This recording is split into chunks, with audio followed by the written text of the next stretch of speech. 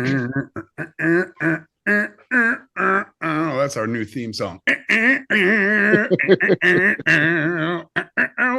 man. Fresh from buying baby oil for P. Diddy, it's Mark and Kev. Oh my God, man, you've dated the show. You've now permanently time-stamped. Welcome to Fat Man Beyond, kids. Friday's Fat Man Beyond. I'm Kevin Smith. I am Mark Bernardin. Hey! Oh. Chat is open, kids, over at YouTube and in the live chat. Somebody asked, remember that kid from Jersey who made that convenience store movie way back when? I wonder what happened to him. Hello. Here I am. Kids, this is episode 430. How poetic. Because last week I released some gas and a motion picture, a brand new one called The 430 Movie. Many thanks to the folks who went and said such nice things on social media and whatnot. The reviews have been fucking lovely. People seem to like the flick. I'll tell you, I was fucking delighted and surprised. I went to, we had a premiere a couple weeks ago in Jersey, and I was there and I introed and I Q&A'd after, but I didn't like sit through the movie.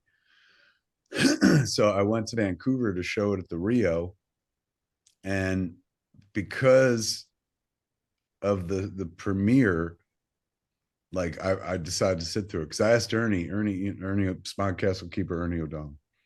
He sat through the entire premiere at Smodcastle Cinemas back in Jersey. And when I came back, I was like, how'd it go? And Ernie is like, he don't sugarcoat anything, and he puts no fucking syrup on anything. And, he likes to keep it beyond real. So when he was like, it went fucking great. Like I was like, Jesus, that's saying Ernie thinks it went great. So when I went to the Rio, like a week later or whatever it was, to show the movie up in Vancouver, where I learned my craft at the Vancouver Film School. I listened to the movie. I was sitting behind the screen, so I was able to listen to it the whole time. It's fucking funny. Like, it's a funny flick, apparently, man. Like, I was so delighted to find that out. I thought because I didn't curse and nobody says cocksucker or something like that, that there was no like laughs in it. But it fucking works as a comedy from end to end. I was so delighted by that. So the other night we had a screening at the Landmark out here. We did a Q&A afterwards, me and Austin. I sat through it that night as well. And oh my God, I'll tell you, like for some reason going in, I was like, well, it's all right. And I think that had everything to do with, and this is between you, me, and the moon, so let's not tell anybody. We submitted it to Sundance, and Sundance passed. And I was like, oh shit, like that's my alma mater, man. Like, and it was the 30th anniversary of last January. I was like, oh my God, like it's a movie about like kids who love movies. Like, how could this not get into Sundance? Quite easily, apparently. And it didn't get in. And I'm not like bitching. It's like I have no qualms, man. Whatever. Like, I had my fucking many moments at Sundance and whatnot. But it winged me, like in regards to the movie, where I was like, oh, maybe the movie ain't that fucking cool. And so, I wouldn't say that I kept it at arm's length or anything like that, but I would,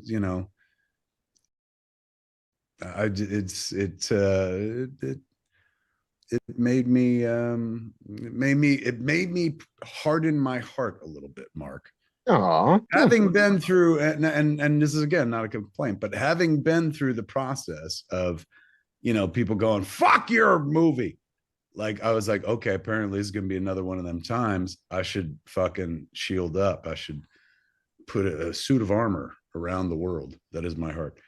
So I was preparing for that. Or another better way of putting it is I was braced for impact. Like, just please use lube. Like I was ready. And then that wasn't the case, man. Like turns out the movie is like fucking what I thought it was. Like it's adorable. It's a sweet movie. It's a pay on to, a time when the movie theater was everything. Like all the reviews I've read, even the ones that are like, fuck them, totally get what it is, man. And it makes me happy. So it's weird. I'm 50 fucking 4 years old.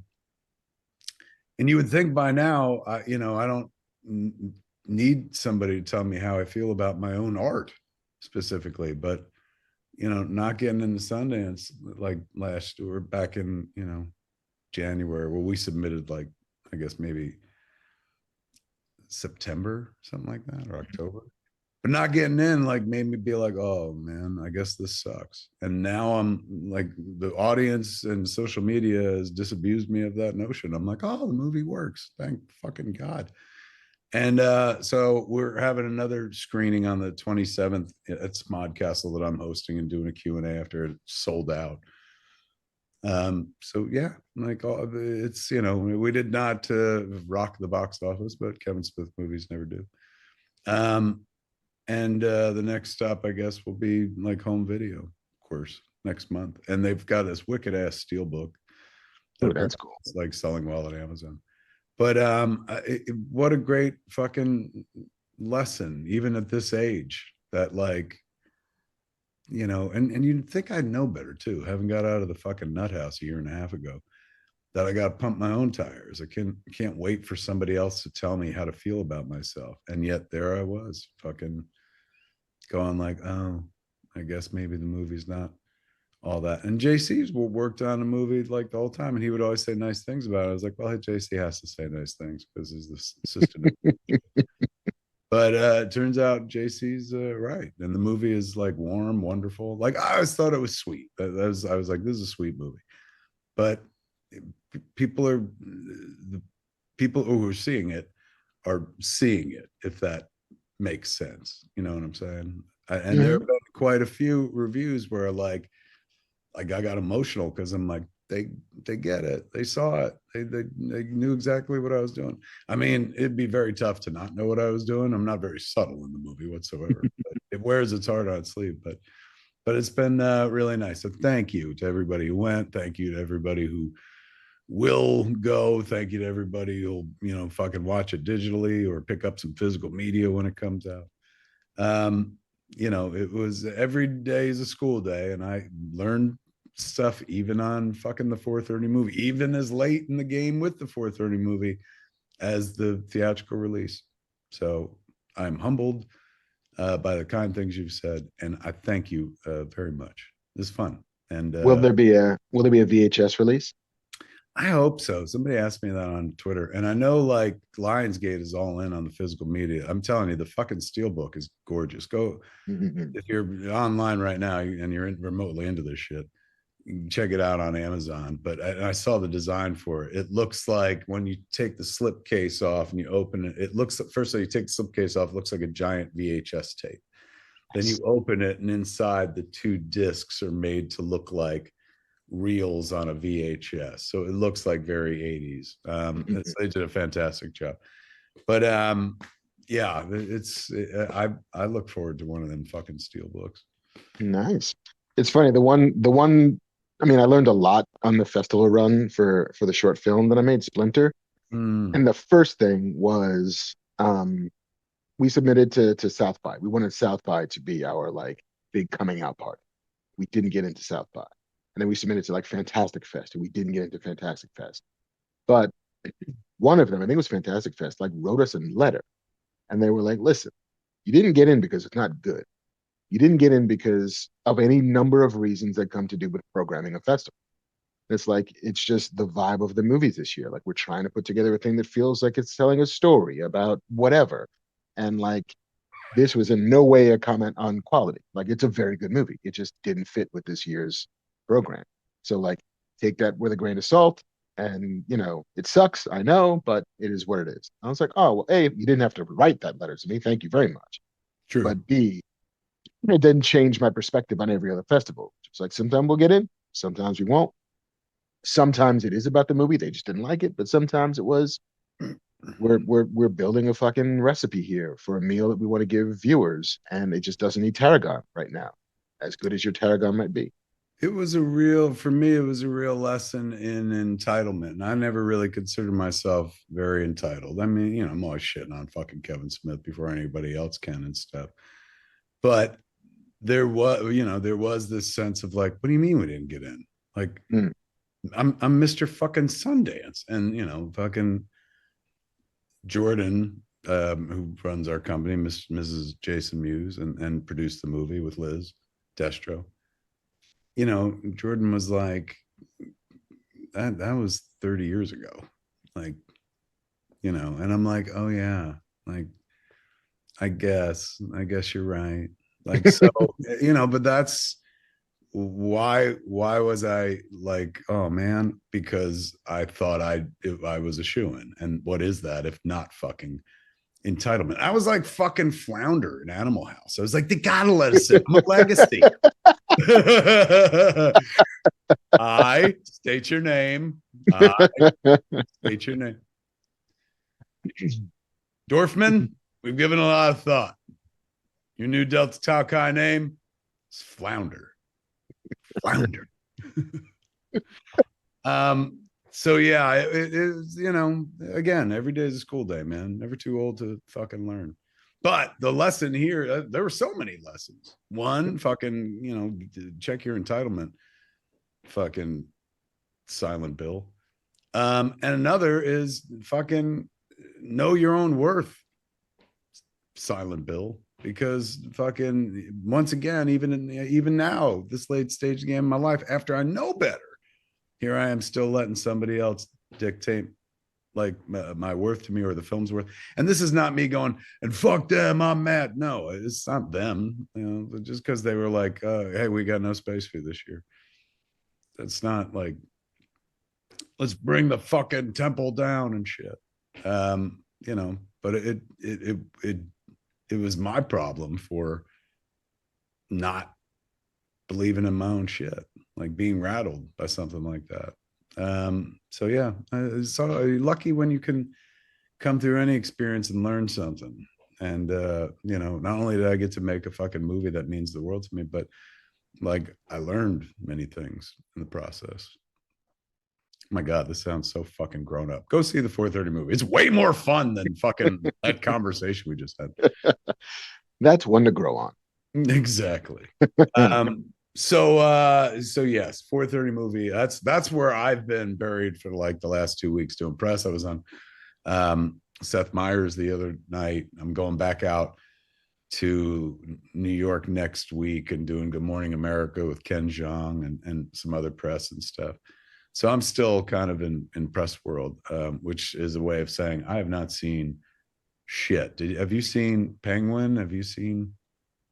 I saw Penguin. I saw Beetlejuice. I have not seen Agatha all along yet. I saw a couple of episodes of the new Terminator Zero animated show on the Netflix. I saw the pilot for Twilight of the Gods. Our boy Eric's movie, Our Eric's boy, Carrasco show with Zack Snyder, right? absolutely, absolutely. And man, I have never seen that much Viking dong in my entire life. And like they hang dong in this cartoon. They Like you show wouldn't dick in the believe. cartoon. Yeah, yeah. You just sold the ticket. Thickness. I love Viking cartoons with thickness. dicks in them. More cartoons. More cartoons. Wow, really? They just Yeah. hanging brain left and right. Just fucking went for it, which I applaud them for that. If you're gonna be about that mature audiences, earn it.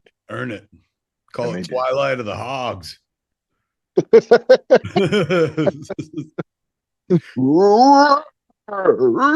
We should. We're gonna. Never mind. We talked about my movie. Shall we talk about your movie, or shall We we can do an ad and then talk about your movie? indeed, my friend. Let us it's like we got a podcast where we do ads and shit. This is our first time, kids. How are we doing? Today's episode is brought to you by the good folks at Turtle Beach, the number one brand in gaming headsets and accessories, like this one. Their new Gen 3 Stealth 600 headset picks up so much crystal clear sound, it's basically cheating. I heard a mosquito in the game the other day and it started swatting at my screen. You'll hear every footstep, every reload, every enemy sneaking up on you, like they're stomping through your living room in tap dancing shoes. Their headsets are so freaking comfortable, you feel like you're wearing a marshmallow cloud pillow on your head. Sometimes I just sleep in mine because they feel so amazing. Best of all, Turtle Beach has stealth 600 models for PlayStation, PC, and Xbox, including cross compatibility and Bluetooth, so one headset for all of your systems. Whether you're a casual gamer or you haven't touched grass in weeks, man, Turtle Beach has the right headset for you. For a limited time only, Fat Man Beyond listeners get 10% off their entire order when you use the code FATMAN, all one word, at turtlebeach.com. TURTLE Beach, BEACH.com. That's 10% off your order at turtlebeach.com with the promo code FATMAN. And you can look just like Mark, like Lobot. You can play Empire Strikes Back. I'm playing Star Wars Outlaws right now, and I feel very much in world when I'm wearing these headsets. Um, Super fucking comfortable. I barely notice that they're on. The battery seems to last forever. And, they're way better than the old headsets that I used to have, which would have a little plug-in thing, and I'd put them on, and they were like the shittiest, cheapest things that I got straight from like Xbox. They were the worst. Back when you were playing Pitfall, Mr. Atari? When I was ColecoVision. It was rough those days, man. It was rough. But now we're in the money. We're in fucking man. You're surrounded by sound. It's like surround sound. I absolutely am. Turtle Beach. I am lounging. I'm lazing with a frosty drink and an umbrella in it on the Turtle Beach of sound. So hey, get the ultimate immersive gaming experience for Turtle Beach today. For a limited time only, head to turtlebeach.com and use code FATMAN for 10% off your entire order. That's 10% off your order at turtlebeach.com with promo code FATMAN. Thank the good folks at Turtle Beach for sponsoring this podcast. We do. Thank you, Turtle Beach. Thank you for believing in us. And thank you for sending Mark a headset. I'm sure mine got waylaid by Jason Mewes. I got all these Turtle Beaches, son. I guarantee you I'm going to go over there and he's going to be wearing them Turtle Beaches. I'll be like, so that's where my pair went. Thanks. All right, man. Kids, Mark is making a movie, as you remember from the last episode and whatnot. Mark has a Kickstarter going. And Mark's going to tell us all about the adventures in the land of kickstarting right now. I will. I will tell you, ladies and gentlemen, boys and girls, he, she, she's, and theys. It is rough out here in these Kickstarter streets, man. It's hard out here for a kick. Tell them the name of the movie. Tell them what's going on. The name of the movie is called Deepest Darkest. It's an anthology starring Tiffany Smith, who is our main character, as a young woman with a catastrophic brain injury that's rendered her short-term memory all but non-functional, which means that she forgets things about 10 minutes after you tell her, which makes her the perfect person to listen to secrets. She can help you absolve your sins and lighten your load and unburden your soul, confident in the knowledge that she can't tell anybody else. And so the entire film is a collection of chapters that all do kind of build and compound on each other and drive towards a finale that we hope is explosive. The situation is explosive. Rosario Dawson is going to star in this movie. Ernie Hudson is going to star in this movie. Phil Lamar is going to star in this movie. Raul Coley is going to star in this movie. Raymond Lee and Caitlin Bassett from Quantum Leap are going to star in this movie. Sujata Day is directing and starring in her episode, as is Kevin Avery. We have a murderer's row of talent. We have a bunch of TV writers, many of which are making their directorial debuts, much like I did on Splinter. And we are probably about $90,000 short, right? And we wind up on Wednesday night is the end of our Kickstarter campaign. Now, what happens if you don't get the 90? Do you get what you've made? We do not. That is the perils of Kickstarter itself. There are a couple of options out there in terms of crowdfunding for movies. The two big ones are Kickstarter, which is like the Walmart of crowdfunding. It's a brand name. People understand it. They feel confident in it. And there's other ones like Indiegogo and Seed and Spark, but they let you keep what you earn. Whether or not you hit your goal, you get to keep what you hold on to. Kickstarter does not do that. And so if we come in at 249,098 cents, uh, we lose all that money. It goes all the way back to the backers. We kind of start over from zero. We would very much not like for that to happen because we very much want to make this movie. So there are some wonderful rewards in there. There are Zooms with like with me. You want to pitch me an idea and get some feedback? I'll do that for you. If you just want to hang out, I'll do that too. Dave Dismalchin, who's one of our executive producers, has offered up Zooms with him to just hang out. Tiffany Smith has a Zoom. We have signed posters from the cast.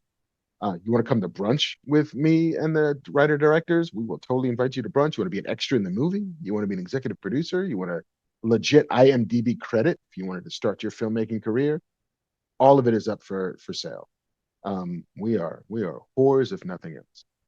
But yeah. So listen, it should be great. The script is so strong.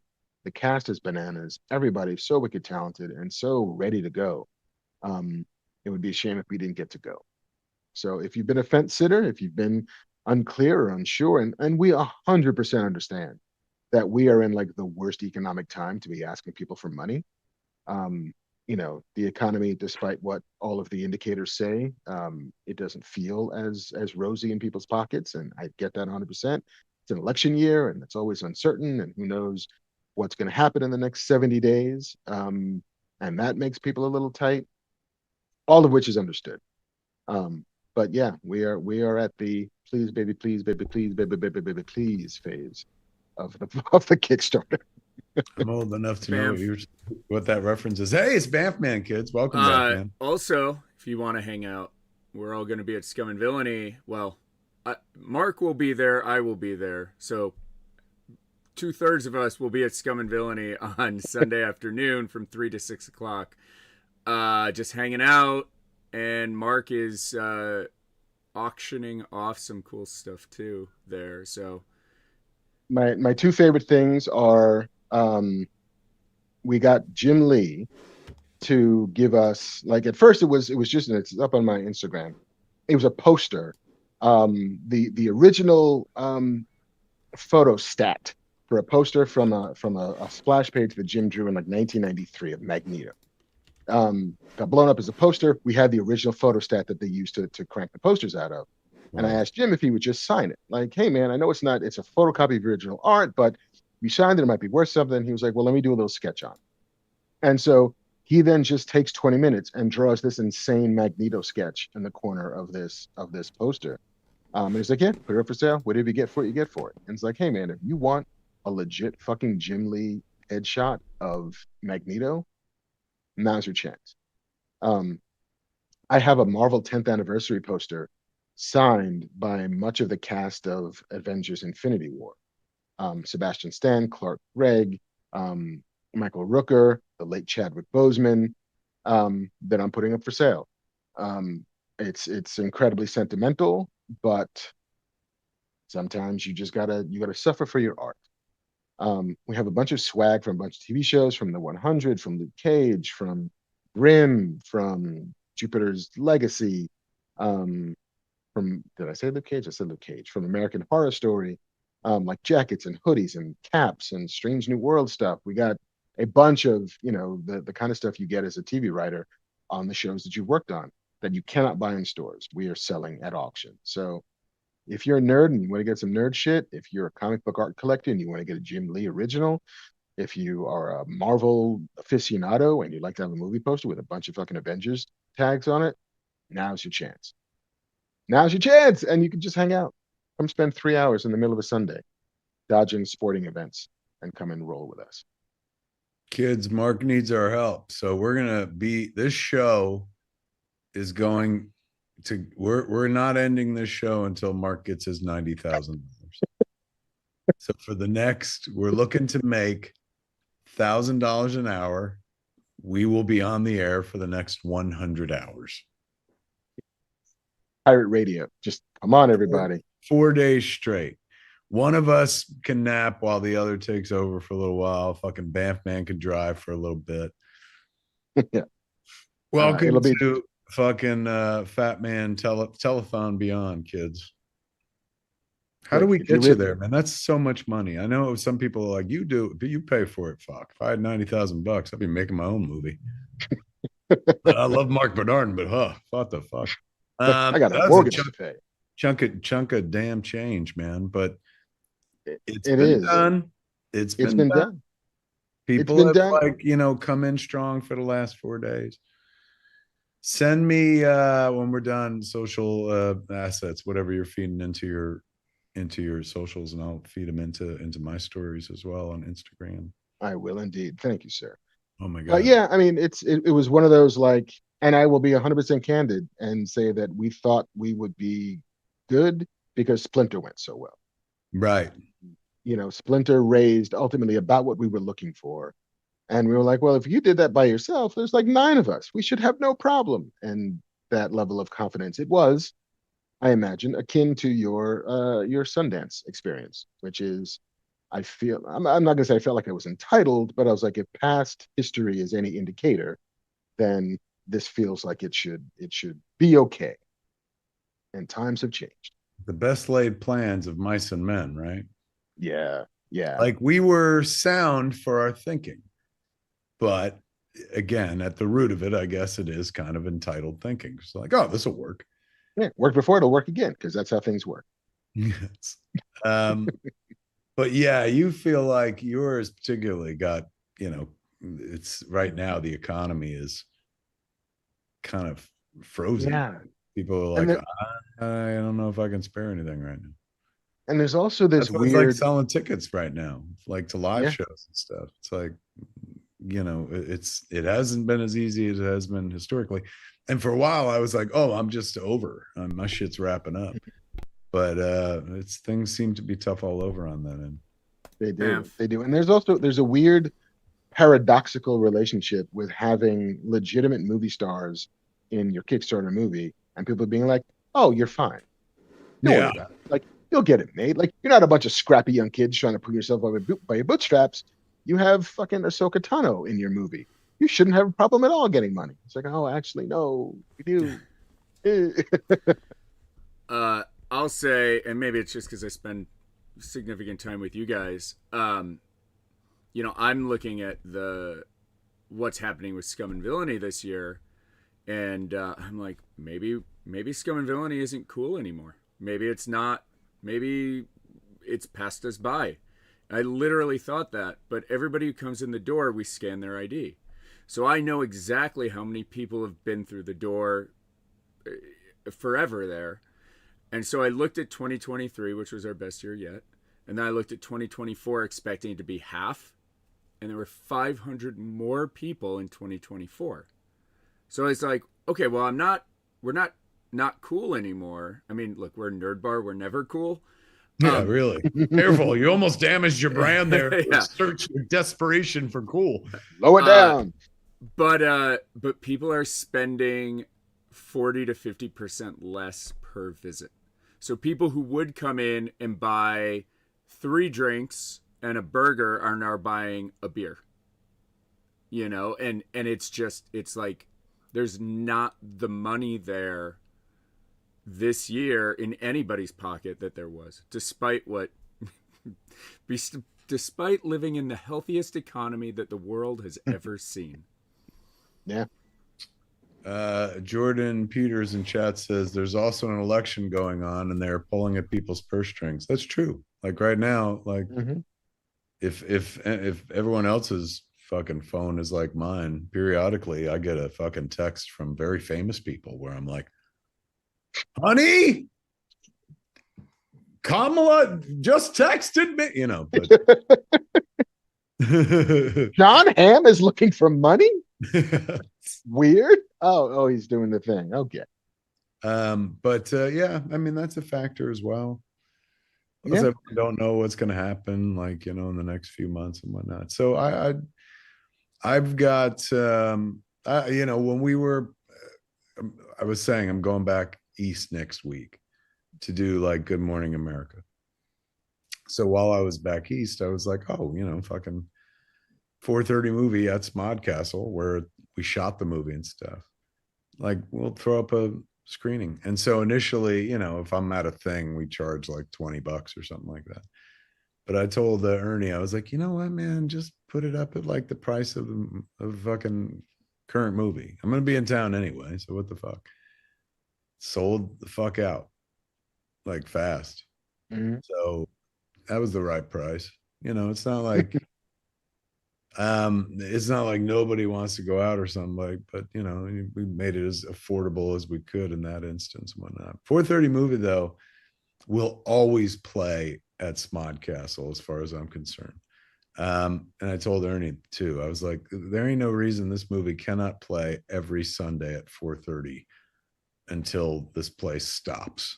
Like, why would we not? How many movie theaters have a movie shot inside of them and stuff? Which sounds exactly as filthy as I meant it, man. That's right. My movie shot inside my movie theater. No, Jimmy. No.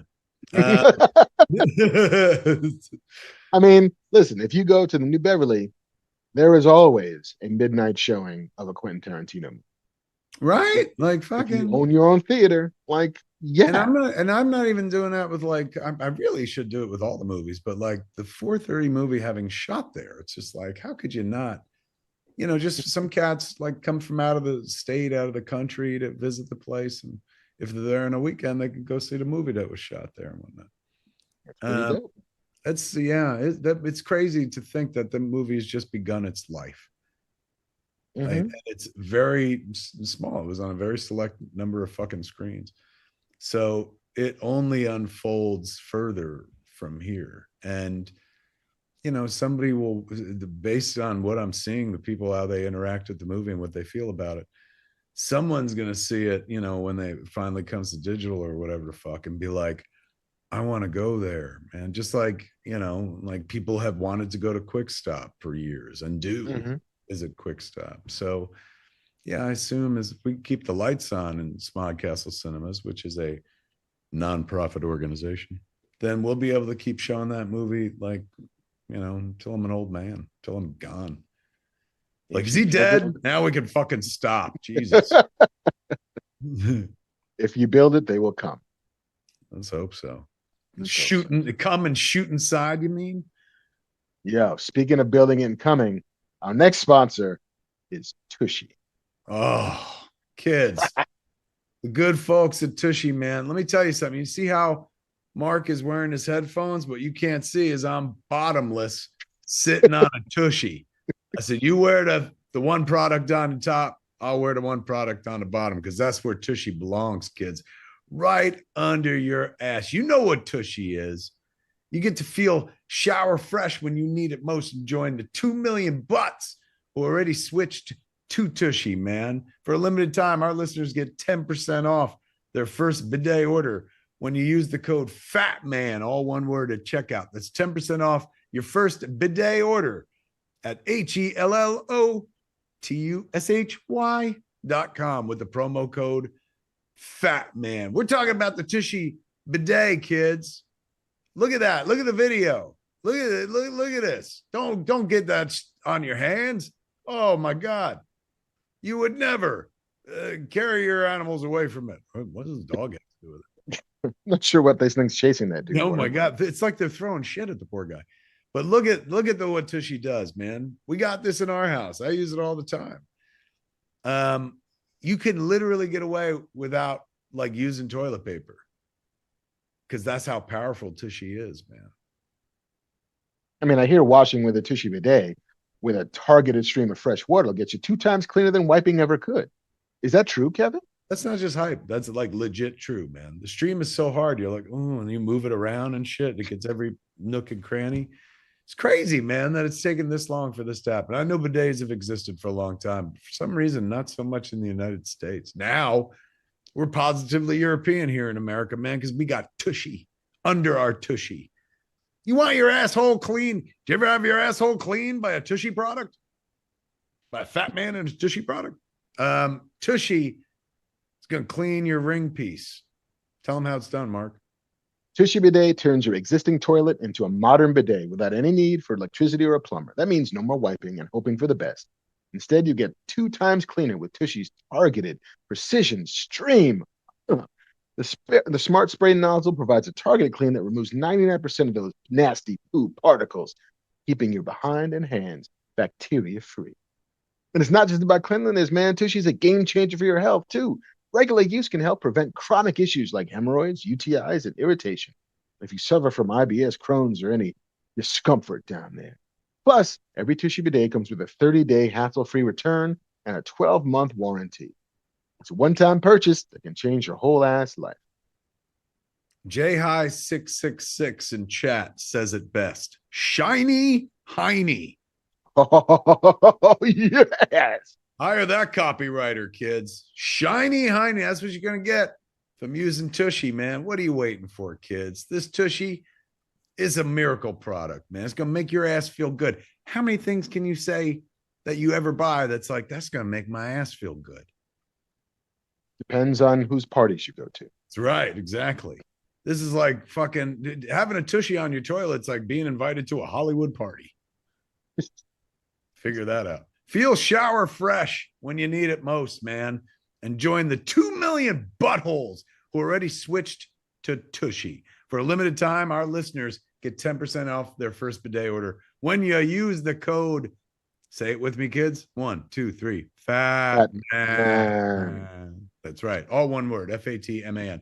At checkout. That's 10% off your first bidet order at HELOTUSHY.com with the promo code. Say it with me. Fat man. All one word. We thank the good folks at Tushy, man, for backing our asses right here on Fat Man Beyond. Serious. Like, look, it's a money back guarantee. Try it. If you don't like it, you throw it back in the box, send it to Tushy. But I'll tell you what, that ain't going to happen. Nope. And not because you're like, oh my God, I already screwed it on the fucking toilet. It's because you're going to be like, oh my God. Oh, yeah. Commercial's officially over, right? I think so. If the commercial's officially over, I'm just going to make a suggestion. I'm not saying this is not endorsed by anybody for the product, but like, you got that water stream going on one side, just telling you, man, butthole pleasures. That's what we're talking about.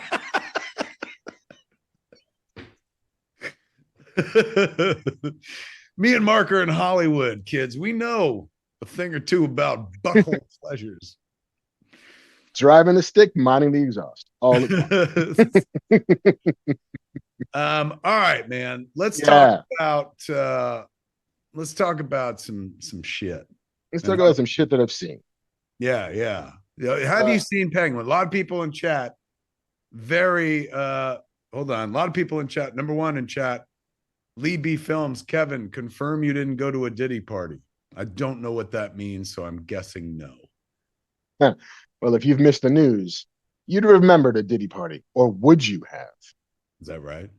Brent Skomsky asked, Kev, why did you go to the loony bin? I've told this story. There's a whole ass video right here on YouTube, man. Pause us. First, smash fucking like and subscribe, kids. Get us to 1 million, for heaven's sakes. Come on. Don't make an old man beg for a like, for a fucking heart. But in any event, I describe it in a People magazine video like from a year and a half ago. It's probably more eloquently laid out there than here. But yes, the Penguin. It is a mob show that happens to be set in Gotham City. There's tangential connection to the Batman, as in the movie starring Robert Pattinson. The beginning and I'm not going to spoil very much because there's honestly not that much to spoil. I mean, things happen for sure, but it's not as if like it's an ongoing developing story. And so there's a few incidents that happened in the pilot episode that I'm not going to talk about because you should watch it. But it opens with just a sort of recap of what happened in the Batman. Basically, that Carmine Falcone is killed, that, the entire city of Gotham was drowned by the Riddler and his weird ass. However it is that this Gotham is situated, that it's also somehow below the sea level and there's a bunch of walls keeping the water out and all the walls get exploded and half the city gets drowned.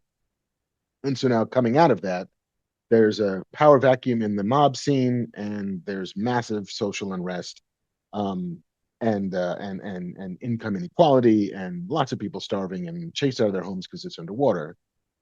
Sir, Do they reference the events of the Batman? they do. There's a whole like newscast recap where they do show you sort of footage of like the mayor getting shot. They don't show you the Batman because there were no cameras when the Batman shows up, but they mention him. What about when they were in that building, like at the end in the third Madison act? Square Garden. Yeah, and he was swinging around from the roof, and like Yeah, there are no he had a cameras. camera.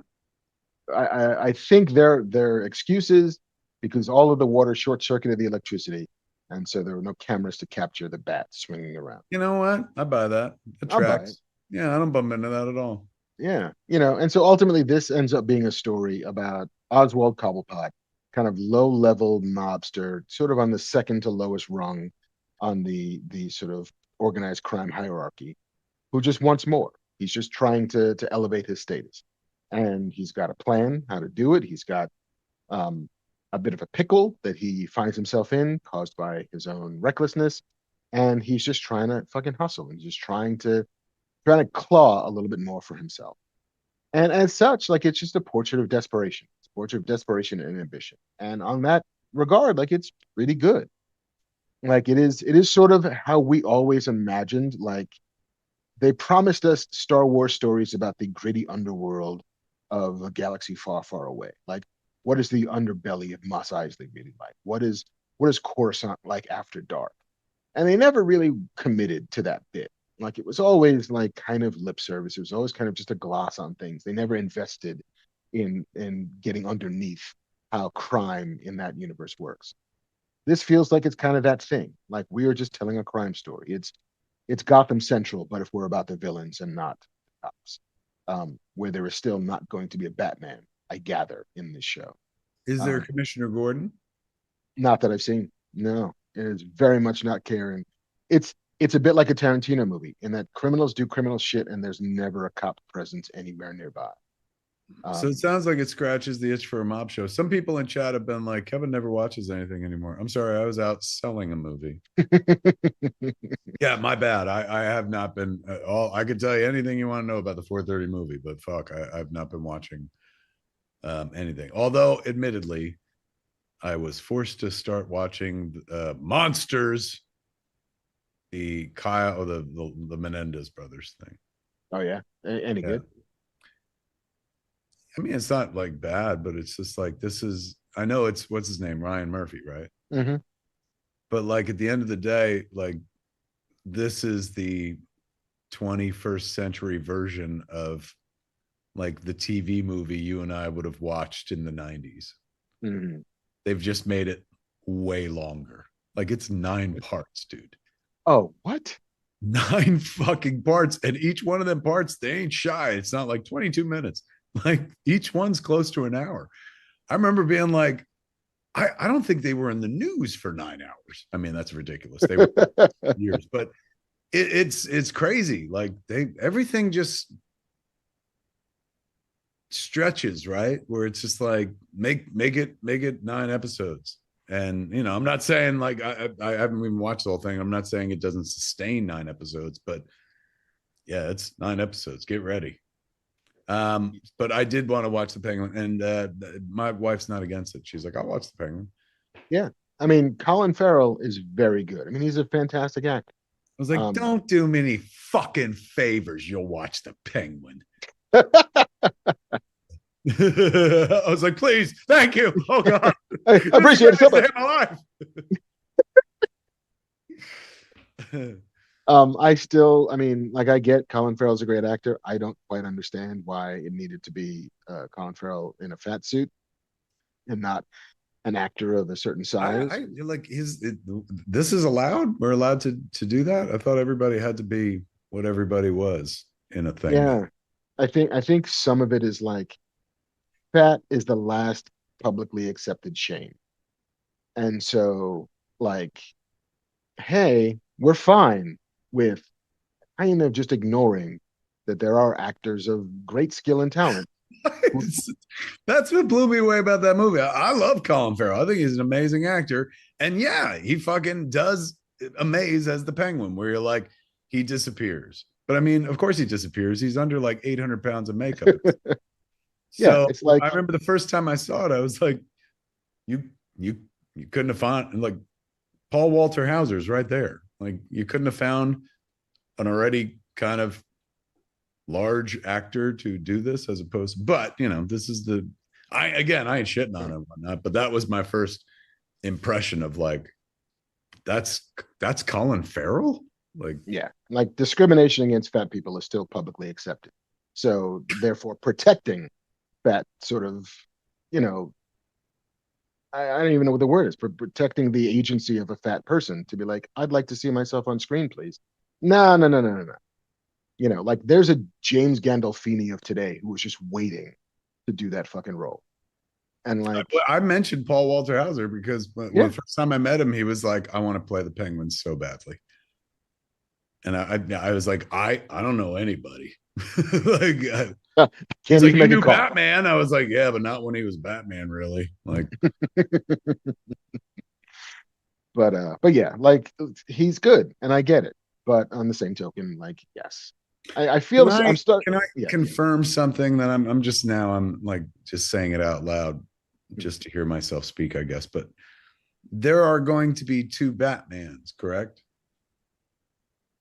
You got Yes, the Rob Pattinson Batman, and then we're eventually going to get a James Gunn Batman that is not related to the Rob Pattinson Batman, correct? correct.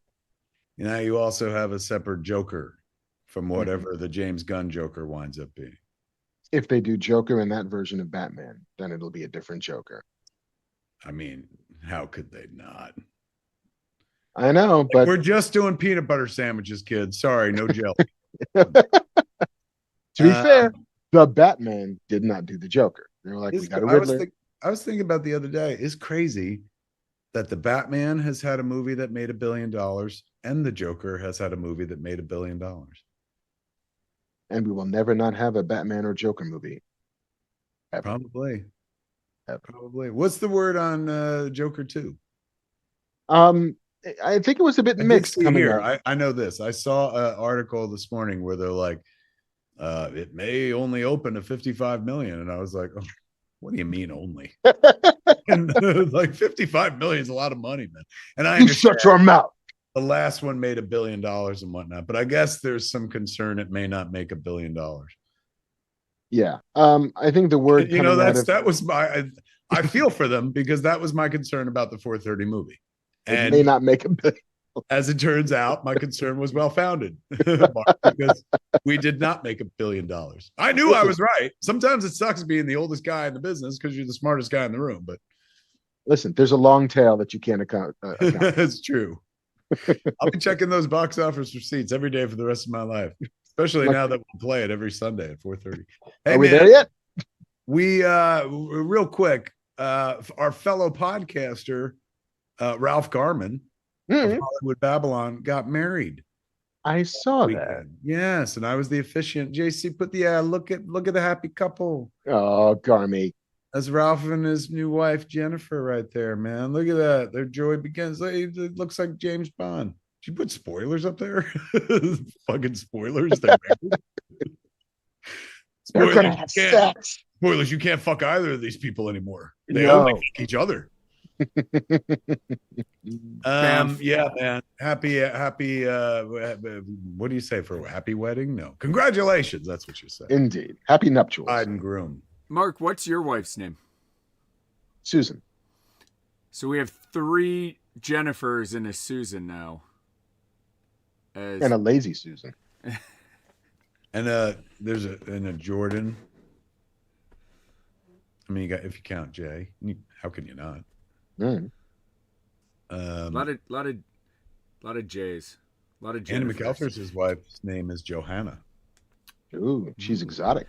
A lot of J's, man. You're right. You know what's wild? I was looking through lists of most popular baby names because Jocelyn is not a very popular baby name. And, yeah, you're never gonna find that on a fucking license plate or a mug. Flags. And You know that like Jessica, Jennifer, all of the names that were massive in the 70s and 80s don't exist. Like Jolene is a more popular name now than Jennifer and Jessica don't show up in the top 100 according to Jennifer doesn't. Social Security. Yeah, nobody Yeah, names their that kid Jennifer. my Jennifer is always talking about that. She's anytime she's fascinated that your Jennifer is a Jennifer because she's like, I thought that stopped in the 70s. Yeah. Well, Convinced it's a very 70s name, but apparently, yeah, nobody names their kid Jennifer anymore. 70s and 80s. Now it's gone. Which is funny because we have 2 Jennifer Smiths. Although yours is Schwalbach, but kind of Smith. She became a Smith. She's one of them hyphenates, highfalutin and shit. Lots of Daenerys's, I imagine. More Daenerys's than fucking Jennifer's, I bet. It's like Katniss. I bet you Katniss is a big name. Mm-hmm. Anakin. There's more Anakins than there are Jocelyn's. Is that crazy to think about? I bet you Barbie. I bet you Oppenheimer is a big baby name. You know what? That movie was huge. You know what? Come on, Oppie. Skyrocketed is Charlotte is number 3. From like not on the list to number 3. Charlotte, sweet Charlotte. Yeah. I believe it has something to do with the royal baby. Oh, that's right. Charlotte. They got a Charlotte, yeah. Right? Are you serious? So a bunch of people are like, ooh, they named their kid Charlotte. Let's do it. Yeah. I mean, I bet you that's where like the wave of Elizabeths came from. Yeah. Because that lady was around for a long time. Or, you know, the other one that's still popular is, and it's because of Friends, is Rachel on Friends named her daughter like Emma. And Emma's like top 5 still from whenever that Friends episode was. I'm going to quote Agent 00 Soul in chat and say, Jolene, Jolene, Jolene, Jolene. I can't believe we said Jolene and nobody fucking sang Dolly. What the fuck? Well, we were just waiting for you. I'm amongst heathens. She gave you a fucking COVID vaccine, damn it. You taught a generation to read. She was in 9 to 5. One of the most singable songs of all time. She's for the working man and woman. She don't fucking, dude, that whole song is about fuck the boss. The guy who made Clerks loves 9 to 5. That should be fucking clear. The breast man over here also loves 9 to 5. Why? Because I think it has something wonderful to say about worker boss relations. Because you love Dabney Coleman's rack. Oh, the sweet, sweet Dabneys. You know what your problem is, Mark? Sexist, egotistical, lying, hypocritical bigot. I remember I learned those words before I ever knew what they meant, just because they say them in the movie. Remember, there's that, like, they each have a fantasy and they all say the same thing. You're a sexist, egotistical, lying, hypocritical bigot. And doesn't Lily years Tomlin to like figure out what each one of those words meant? And I was like, all of that's bad. is it Lily Tomlin's is the one that's animated, right? Where she's like Snow White. She does Snow White. And right. She goes, ha, ha, ha, ha. She puts the skinny and sweet poison and all the little animals and shit. Dolly Parton's is fucking Rodeo, where she, she reverses the tables where she's the one sexually harassing him. And then he leaves her office and she fucking lassos him. And then she puts him on a spit. And then what's her name? What was Jane Fonda's fantasy? It was an office thing, right? Like he was, Dolly's was a rodeo thing, but I thought that Jane Fonda's was that he was hunter. She was a hunter. Yeah. Where she was like, and she shot him like he was an old-timey arcade guy. And there it is. That's for all of our members of the audience, 50 years and older, my friends. The 9 to 5 chat. A bunch of people are like, what movie are they talking about? Movie. That movie still works today, bro. It may not have cell phones in it and shit, but that's some good shit. We should do a podcast just called 10 to 6, and we just fucking talk about 9 to 5 all the every time. That's how we get you to the $90,000 mark, right there. We promised you a podcast only about 9 to 5. We call it Dogma 925 instead of Dogma 95, and all we do is talk about fucking Dogma 95 to 5. What a way to way make to make live. living. My God, that's such a what a fucking what a jam, as the kids used to say. There's footage. I think it's an episode of Johnny Carson where she goes on and she's like, "Well, I'm working on a new movie with Lily Tomlin, whatever, and I wrote a song for it. Do you want to hear it?" And she pulls out a washboard and just starts washboarding the accompaniment to 9 to 5, and she just starts fucking singing it. No, her fingernails. That's what she does. Instead of a washboard, she's just doing like the fucking 9 to 5, and it's like she's just fucking amazing. Just all Dolly all the time. All Dolly all the time. Sorry, Shiner Drinker. We are just going to make you sing 9 to 5 all day long. Working 9 to 5. If I ever come back to the Smodcast cinemas and I ever got to program another Ides of Mark, we are watching fucking 9 to 5. Seriously. I mean, honestly, that movie like really fucking holds up. Every once in a while I fuck with it, and it's still funny, even though this is a movie from what, 1981, 1980? I think so, yeah. Right I mean, would that be considered woke? I mean, it was definitely a feminist movie, you know, if not one of the first. Like out of the gate, we are just making a movie about women's liberation. But yeah, if you wanted to call it that, you could, and be justified in saying that was a woke film. All right, so Banff. Penguin, worth a watch. Hey, Banff, man. I was just gonna say, have you guys ever seen Dolly Parton live? No. In concert. 3 times in 1 year. Well, once at the Hollywood Bowl. Oh. Twice. No, once at the Hollywood Bowl, once in Tampa at the whatever arena's there, and once in Vancouver at where the Canucks play. That arena. She's still got it. I mean, she's a rock star on stage. 100%. And it's not even like, oh, you're being kind to an older lady. No. Bullshit. One of my favorite bits, and she's funny too. She got patter and shit. One of my favorite bits, she's like, she plays the saxophone at one point. Like, you know, and she's like, I got the lungs for it. You know, she's making, you know, kind of jokes. But she's, you know, she plays yakety sax, which is, you know, inarguably a pretty difficult sax piece. Also known as the Benny Hill theme. So she plays yakety sax, and then she's going, you know what, I've been practicing my whole life, and I think I could do this. She's going, if you're ready, I would like to show you. I could play yakety sax backwards. And everyone's like, wow. She's like, okay, here we go. And then she turns her back to the audience, plays the exact same song. Adorable. Adorable. Got jokes. I've told the story. Maybe I haven't told it here, but one time I was up in Vancouver working on The Flash. I think it was like my second Flash episode or something like that. And Malcolm, my friend Malcolm Ingram, who we're having a screening thing in November for his movie, Phantom of Winnipeg, which is all about the Phantom of the Paradise, the Brian De Palma movie, which in Winnipeg is the highest grossing film of all time. Like, they embraced that movie. It became theirs, even though it died everywhere else. So that I'm going to be in Winnipeg in November with Malcolm doing a screening of his documentary. But in any event, Malcolm, we're in Vancouver, and he came over from Toronto, and he's like, fucking Dolly's fucking playing. And I was like, and? He's like, what do you mean, and? He's going, have you ever seen her live? And I said, no. He's going, what the fuck? What kind of American are you? And I was like, you know, my father loved Dolly Parton, man. He's going, we should fucking go. He's going, just throw your weight around. He's like, I'll do it. You don't have to do shit. I'll call. Let me use your name. I was like, go ahead. So he calls up. And he's like, done. We got free tickets. Go see Dolly tomorrow night. I'm like, oh, all right, fucking A.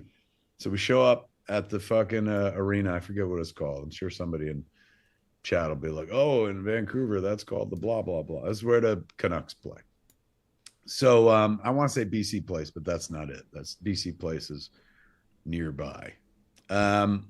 So we get to the, will call. And they give us, go up to the window. I'm like, Kevin Smith. And they give us an envelope. And in the envelope's got 2 lanyards in it. And we put the lanyards on and we go to the door and we're like, is this the way we go? And they're like, yeah, you can come in here. And we walked in and we walked for a while. And then there was a guy, and I was like, "Is this where we go?" And he looks at our badges. He's like, "You can keep going." And so we kept walking. And so we're like deep in the bowels of the place. We finally run into a dude, like it looks like this is the end of the line, like because the fucking stage is right there. And the guy looks at our badges. He goes, "All right, come on in." And I was like, where are we going? Because we are now backstage. And he's like, "Well, with your badges, you can go on stage with her if you want." And I was like, "What?" And he's like, "You have beyond all access. Like, where do you want to go? You don't have to ever stop." Like, we kept going, dude. We sat on the side of the fucking stage looking up at Dolly Parton and shit. It was nuts. And I was like, I never threw my name around. I've never used my name for fucking like to get shit. And I was like, what the fuck? So we also got to meet her between acts. She takes a break. And so backstage, they're like, "Come fucking take a picture with Dolly and shit." So I had such a good time. I went back 2 more fucking times. Like, I met her manager. He's like, "Anytime you want to go to a show." I was like, "Fuck yeah." I said, "I want to bring my mom in Florida." He's like, "All right."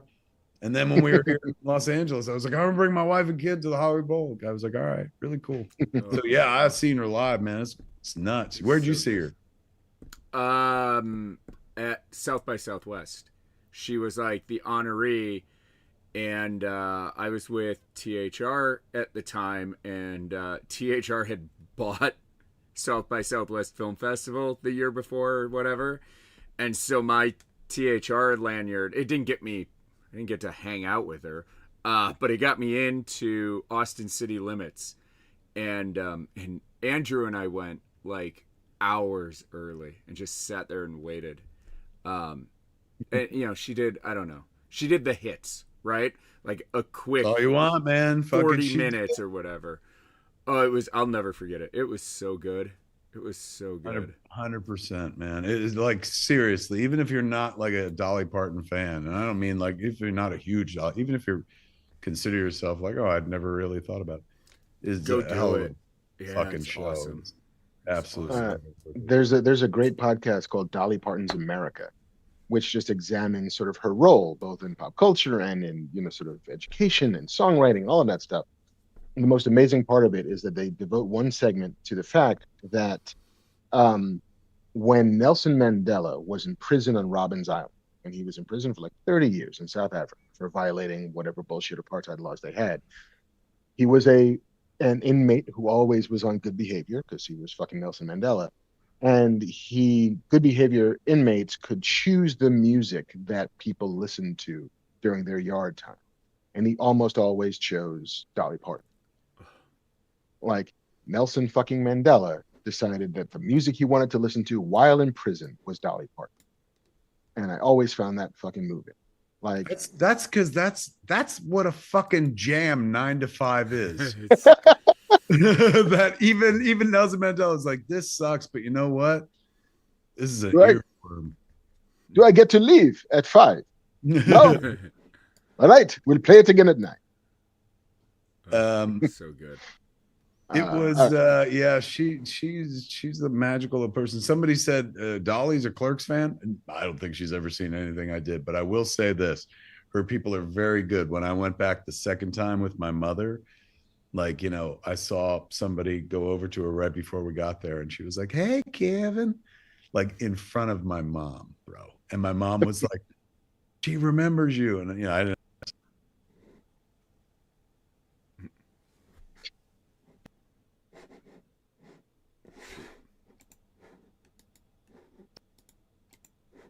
Fucking baby powder and cotton candy when you stand next to her and take a picture.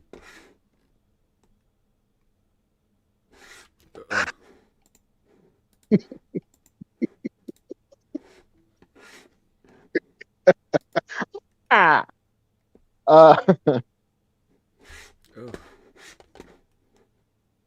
The hey man, it works as a crime show even if you don't know what the fuck a Batman is. That's what I've seen a lot of people say. Like, this is just a mob show masquerading as the Penguin. So I'm like, all right, I'm all for a mob show. I mean, maybe it will evolve and grow, and there will be parts of it that do incorporate a bit more of the mythos. I mean, There's a character there who had been in Arkham Asylum. That is a big part of it. They visit Blackgate Prison, like that happens in it. So like it does pull bits of the mythos in. But so far, yeah, it's just a mob show and a pretty decent one. So check it. JC, is it my sound or no? My internet's been a little bit wonky, so I flipped some switches and threw on the backup power. So we should be okay now. Copy you. Sweet. A few people were like, "Hey, man, Kevin went quiet and shit." Be thankful. Fuck. Go ask Theo Vaughn what it's like when my mic doesn't go out. I was on Theo Vaughn's podcast this week, and I saw a few people were like, "Let him talk, Dick." I tend to be very chatty. I don't know what they're talking about. It says, "What did his mom say?" Whose mom? I think when Dolly said, "Hey, Kevin," what did your mom say when she said, "Hey, Kevin"? My mom was like, "Who the fuck is this?" No. She was very impressed. Oh, Tiger. Later on, she was like, Tiger. Dolly knows. She was. My mom was like, your father like would have loved that Dolly Parton said your name. And I was like, of course she. Thank you, Mom. Of course he would. Dolly knows exactly what she's doing. Oh, fucking like Tom Hanks, God level. I know who I am and what I mean. You know what I'm saying? Like, and sprinkles it like fucking magic dust. Like I mean, I met Tom Cruise. I interviewed Tom Cruise years ago, and my God, if that man isn't practiced in making you feel like the sun is shining directly on you while he's in conversation with you, just Silent Bob. And I was like, oh my God. Fucking Jesus. Risky business indeed. All right, what else? Did you watch? You didn't watch Agatha? I haven't seen Agatha yet. It's on the hit list to check out. Jennifer was like, don't watch it without me, so I gotta watch it with her. That checks out. Agatha all along. Only 2 episodes there. How many episodes of Penguin? Just 1 so far. What? Yeah. What is this old timey bullshit appointment television nonsense, man? Drop 9 like the fucking Menendez brothers, man. Everybody's beginning to learn that it turns out TV is better one at a time. What a crazy journey it has been, but only to wind up right back at the place. It's been a crazy 10 years, man. Remember when we just did that? Like, here's 20 episodes of a show. Go. Like, I don't wanna. I saw Beetlejuice. How's that? I will say 2 things. One thing is I fell asleep twice. Granted, I was a bit tired, right? But still, I tend to be okay at staying awake during movies that capture my attention in any way. So if I fell asleep, read that for what you will. Do you remember that there had been a great deal of criticism levied at Tim Burton for the lack of diversity in all of his movies? That it is basically like, Tim Burton, he really likes making movies about white people, which is fine. Okay, so did Woody Allen. So did, Wes Anderson, not accepting the Danny Glover or the Jeffrey Wright. Like, see, now there's a person of color. Tim Burton has just hoping to miss this drive-by. Just yeah. No, hey, I almost had a line. Visual representation only, not dialogue. Never dialogue. But yeah, so Tim Burton, I think, took that criticism to heart, because there is a sequence in Beetlejuice where characters, the way you transit life in the underworld is there's a subway that goes from one place to another. The subway is called the Soul Train. Do you see what's going to happen? Suddenly, you have like 40 black people on the screen, all dancing, all with afros and bell bottoms.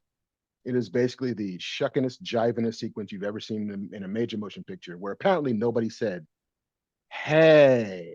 This isn't great, but okay, whatever you want, Tim. I'll He's do like, it. I'm gonna make up for 40 years of lack of representation with one scene. Here you go. It's the like Tarantino being like, oh, you think I got a foot fetish, huh? Just just you wait. So like listen, like I was very much like not on board with this movie once I hit that scene, but also it doesn't do all of the things I'd like a movie to do, to the point where I fell asleep during it twice. So read for that as you will. It made a boatload of fucking money. It is entirely Made possible. more money in its opening weekend than all Beetlejuice made in its entire theatrical life. Yeah.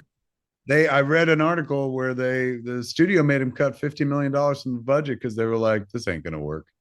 Mm-hmm. They were afraid that it was not gonna fucking pan out for him. Yeah. And then like I remember also reading that Max wanted it to be a Max movie. They were like, That as well. At one point, there was going to be a straight to Max. Although Tim Burton said somewhere like that was never going to happen. yeah, But like he shut that down pretty quick and then like cut some money from the budget and was like, here's everything you want. We're putting this in theaters. And it turns out he was right. So I've seen those.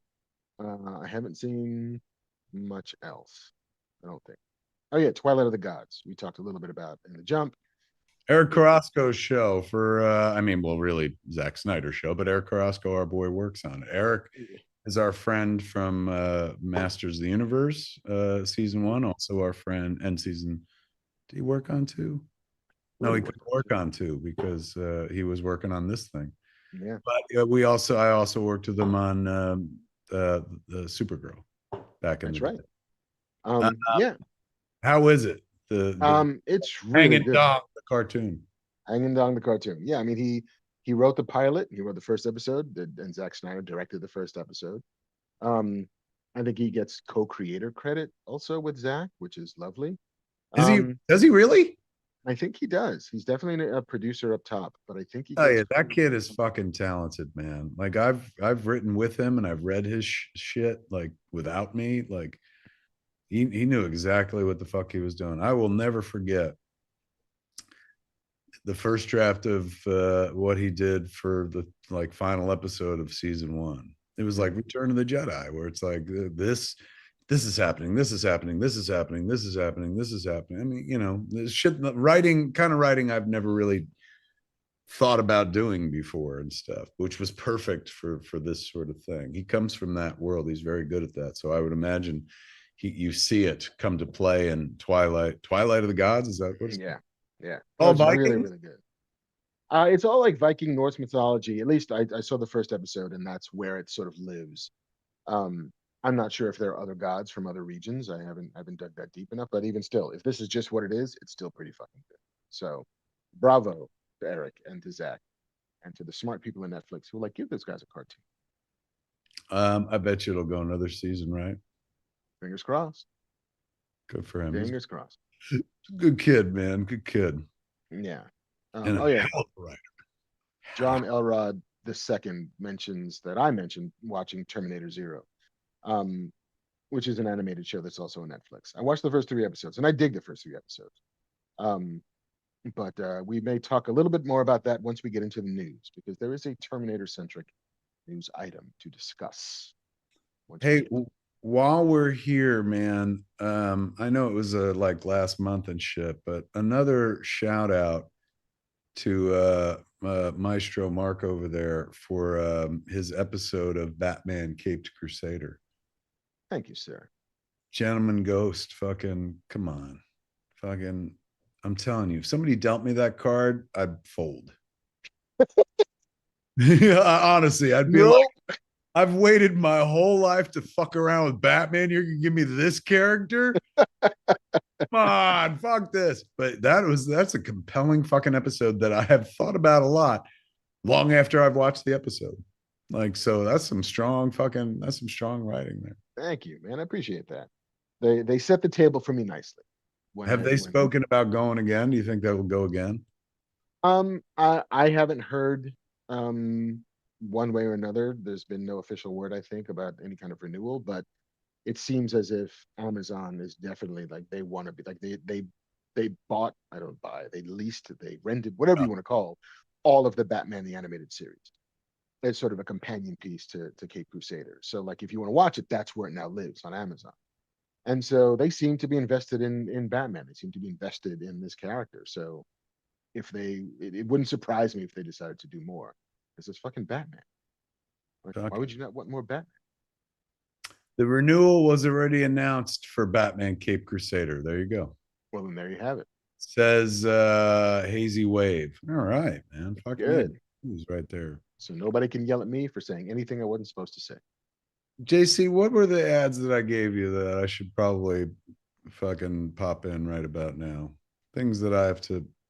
Oh, Chronicon's coming up, kids. Look at that. Yeah. Look at that lineup of talent, man. Right down there in Chicago where we used to have the Wizard World, man, over at the Hyatt Regency O'Hare. You don't even have to go into Chicago. You fly into O'Hare, you fucking go 5 minutes down the road, boom, you're going to be in Chronicon. Chronicon in real life. I wonder who will be performing a podcast there. If only we had some art that might fucking highlight people who like the show. Oh, yes. Why, look, it's me and Mark, kids. Fat Man Beyond going to be happening at Chronicon October 11th through the 13th out there at the Hyatt Regency right by O'Hare. Listed as Chicago, Illinois, man, but you ain't going to be heading into Chicago unless you want to. 3 days of Askewniverse madness. Chronicon in real life, man. Me and Mark doing Fat Man Beyond. Me and Ralph doing Hollywood Babylon. Me and Jay doing Jay and Silent Bob Get Old. Me and Jen doing +1, plus all those people signing fucking panels. Oh my God, it's gonna be good times. What else? Well, yeah, Banff Man joining us. I'm gonna be there too. So for all three of the people in chat who like me, I will be there too. I probably sold 2 tickets or maybe 3 tickets because my dad and his wife, and I'm sure like maybe my uncle will come. So contributing how I can, paying for my airline ticket. See us all there. You're going to see us all. Do you ever want to watch this show in person?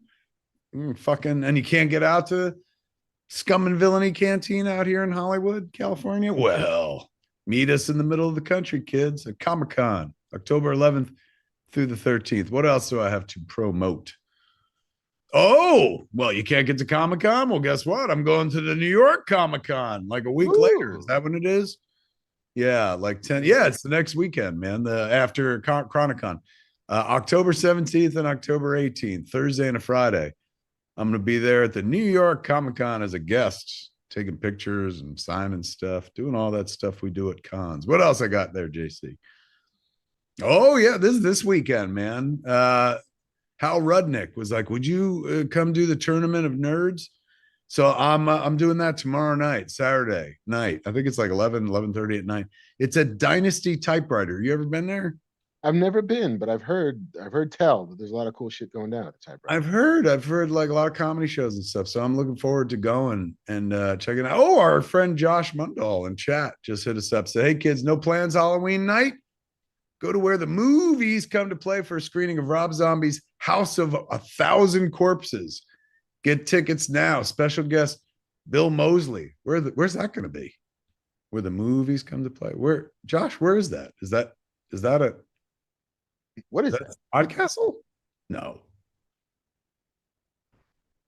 I need more information. But if that's at Smog, I didn't hear nothing about that. Hopefully he'll give us more. In any event, we love Josh Mundhall, so we're shouting him out. What was the thing I was just talking about? Oh, Dynasty Typewriter. Looking forward to doing a show there. Hey man, we had a screening at the Landmark, what used to be the Lemley Sunset 5 over in Sunset Plaza out here last Sunday. It was lovely, man. Sold out show, and we did a Q&A afterwards. Austin came out and stuff for the 4:30 movie. But we're talking to Ryan James, who I guess is like manager over there and stuff. And I was like, bro, I live 7 minutes from this fucker, man. And so everyone on the West Coast has been like, whatever you do at Smodcastle, can you do out here? So I think we're going to be doing Smodcastle at the Landmark out here. So like once a month, the same programs we did out in the Smodcastle we'll do out here. So like Uncut Jersey Girl with Raquel because she lives out here. Fucking Clerks 2 with hopefully Jeff Anderson. He lives out here and stuff like so forth and so on. So all the stuff we do there, we'll do out here for the Angelino crowd and whatnot. Very nice. Yeah, something to look forward to for next year, man. Somebody asked in chat what I thought about Absolute Batman. I look forward to reading it. I haven't picked it up yet, but you read it. I saw online that I read it. Yeah, I got slipped an early copy to take a look at, and it's pretty dope. It's pretty dope. I mean, it does. It's the equivalent of like we bought a house, we're tearing it down to the studs and rebuilding the house from there.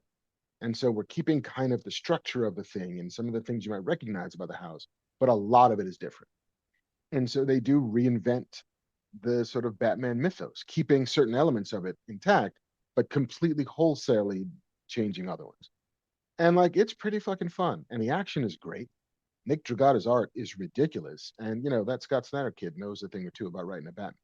who's doing the art? Nick Dragata. Yeah, he looks fucking dope, man. That Batman looks cool. Does he really have a battle axe in his chest? He does. He does. Yeah. Pretty fucking badass. He does. You know, and like this is also not a Batman who part of this reinvention, mild spoiler. I don't think he's the kind of guy who puts on a suit to pretend to be in a boardroom and a shareholder in Wayne Enterprises. Because he is too big to fit in a fucking suit. Josh Mundhall says get your tickets online at smodcastlecinemas.com. So hey kids, no plans for Halloween night. Halloween night at Smodcastle Cinemas, man. You go to where the movies come to play. That's Smodcastle Cinemas for a screening of Rob Zombie's House of 1,000 Corpses, man. Get your tickets right now. Special guest Bill Moseley, fucking Chop Top himself is going to be there. Nice.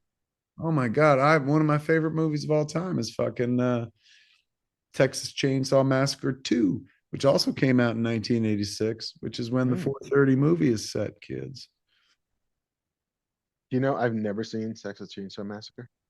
The first one or the second? Yeah, either. Any. The first one is an indie film classic. Never mind a horror film classic, but just a miracle of an indie film. A micro budget that has gone on to make millions, multi-millions of dollars. Like I read some article at some point where they were like, the Texas Chainsaw Massacre has made over $200 million at this point, and it cost like next to nothing. It's you know, talk about spinning straw into gold. It is a work of art in terms of economy of means. Like, you know, they do a lot with a little, and it makes it even fucking more frightening. And it long before Blumhouse or even fucking Blair Witch popularized the idea of found footage or this is a true story, like that movie starkly begins with, you know, like it feels like it's a fucking news story. And the fact that it's shot so low budget also gives it that almost documentary feel. The second one honestly couldn't be more different than the first. That being said, fantastic movie. One of the most unsettling films I've ever seen in my life. Anytime I try to make a horror thing like Tusk or Red State, that has always been my model. Like I love how fucking unsettling the Texas Chainsaw Massacre 2 is. And Bill Moseley plays one of the Sawyer family. He plays Chop Top. It's like, you're the DJ, our fave. And he's in, of course, Rob Zombie's House of 1,000 Corpses as well. Ooh, you should watch Chainsaw. You know, watch the first one. Watch both, actually. Yeah, I mean, I feel like I owe it to myself to have seen at the very least the first one. They are classics of. I mean, for me, both of them classics of cinema, but I prefer the second one. But Texas Chainsaw is. I don't get to Clerks unless Tobe Hooper makes the Texas Chainsaw Massacre. It even without it being a horror movie, it's an inspiring tale of an independent film of like, I got $1 and a dream. Let's make a thing. Fair enough. Will do. On the hit list. Dog will hunt. That's what I Heart Epitaph said. Dog will hunt. Get that girl out of the face. I ain't gonna say what he really says. Dog will hunt. He's itching. When you first meet him, dude, he's got like a fucking Sonny Bono wig on, and he's fucking itching his head with this hanger. He's got like a metal hanger, like a wire hanger, and he keeps lighting the end of the hanger and fucking itching his head. So later on, when his fucking Sonny Bono wig gets knocked off, you see he has a metal plate in his head because he was in one of the wars. I think he was a Vietnam vet.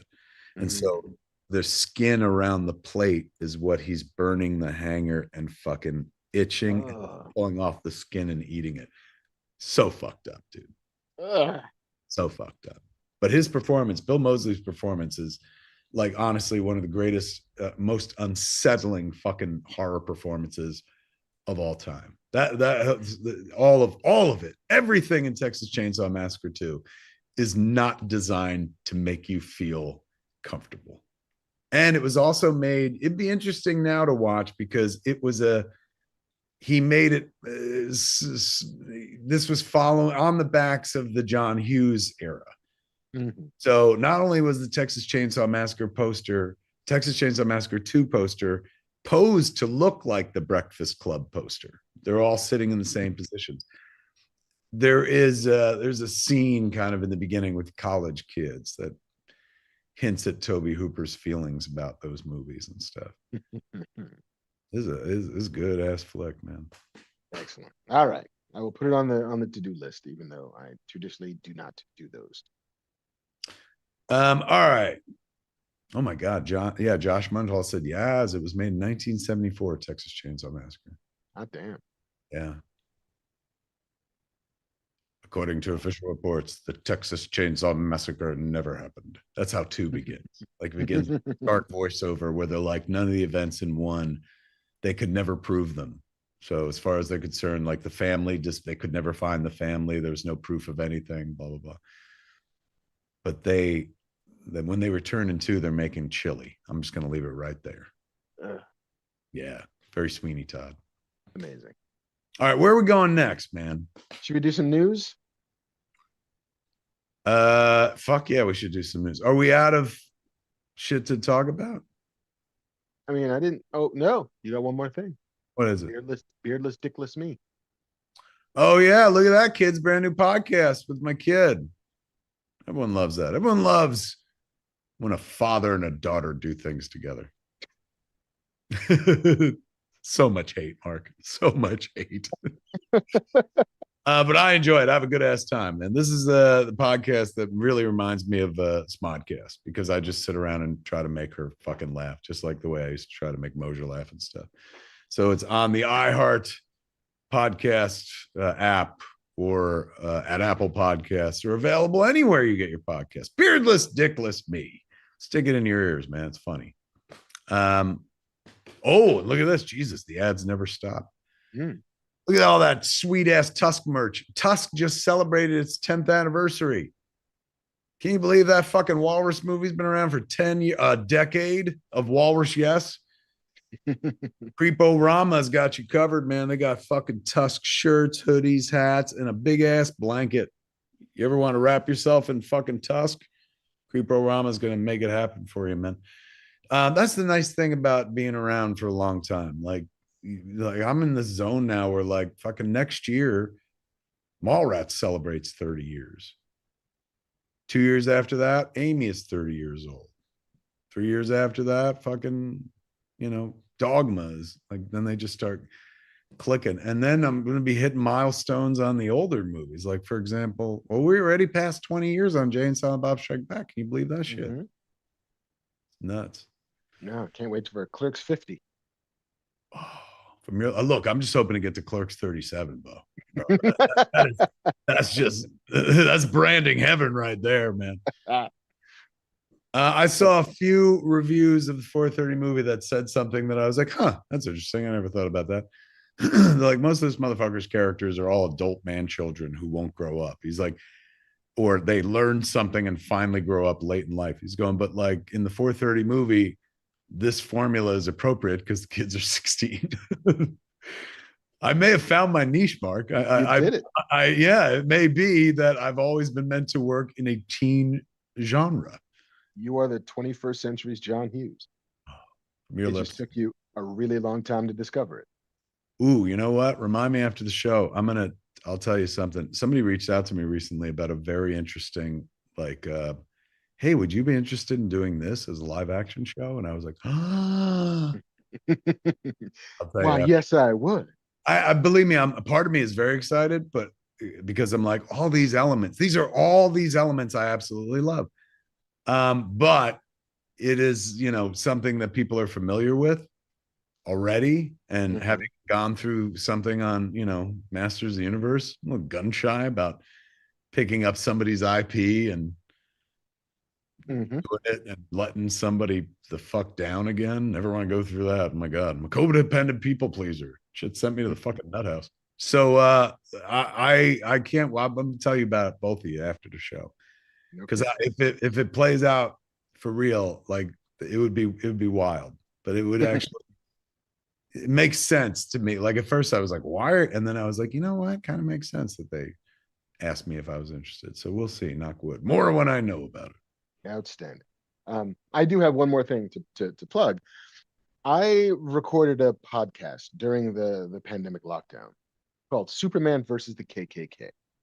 Um, and it is sort of this both an archival kind of research dig into how when Superman as a comic book character came out of the 30s, and which was very World War II focused. It was very much like Superman is punching Hitler in the face. Like that's just how comics kind of were.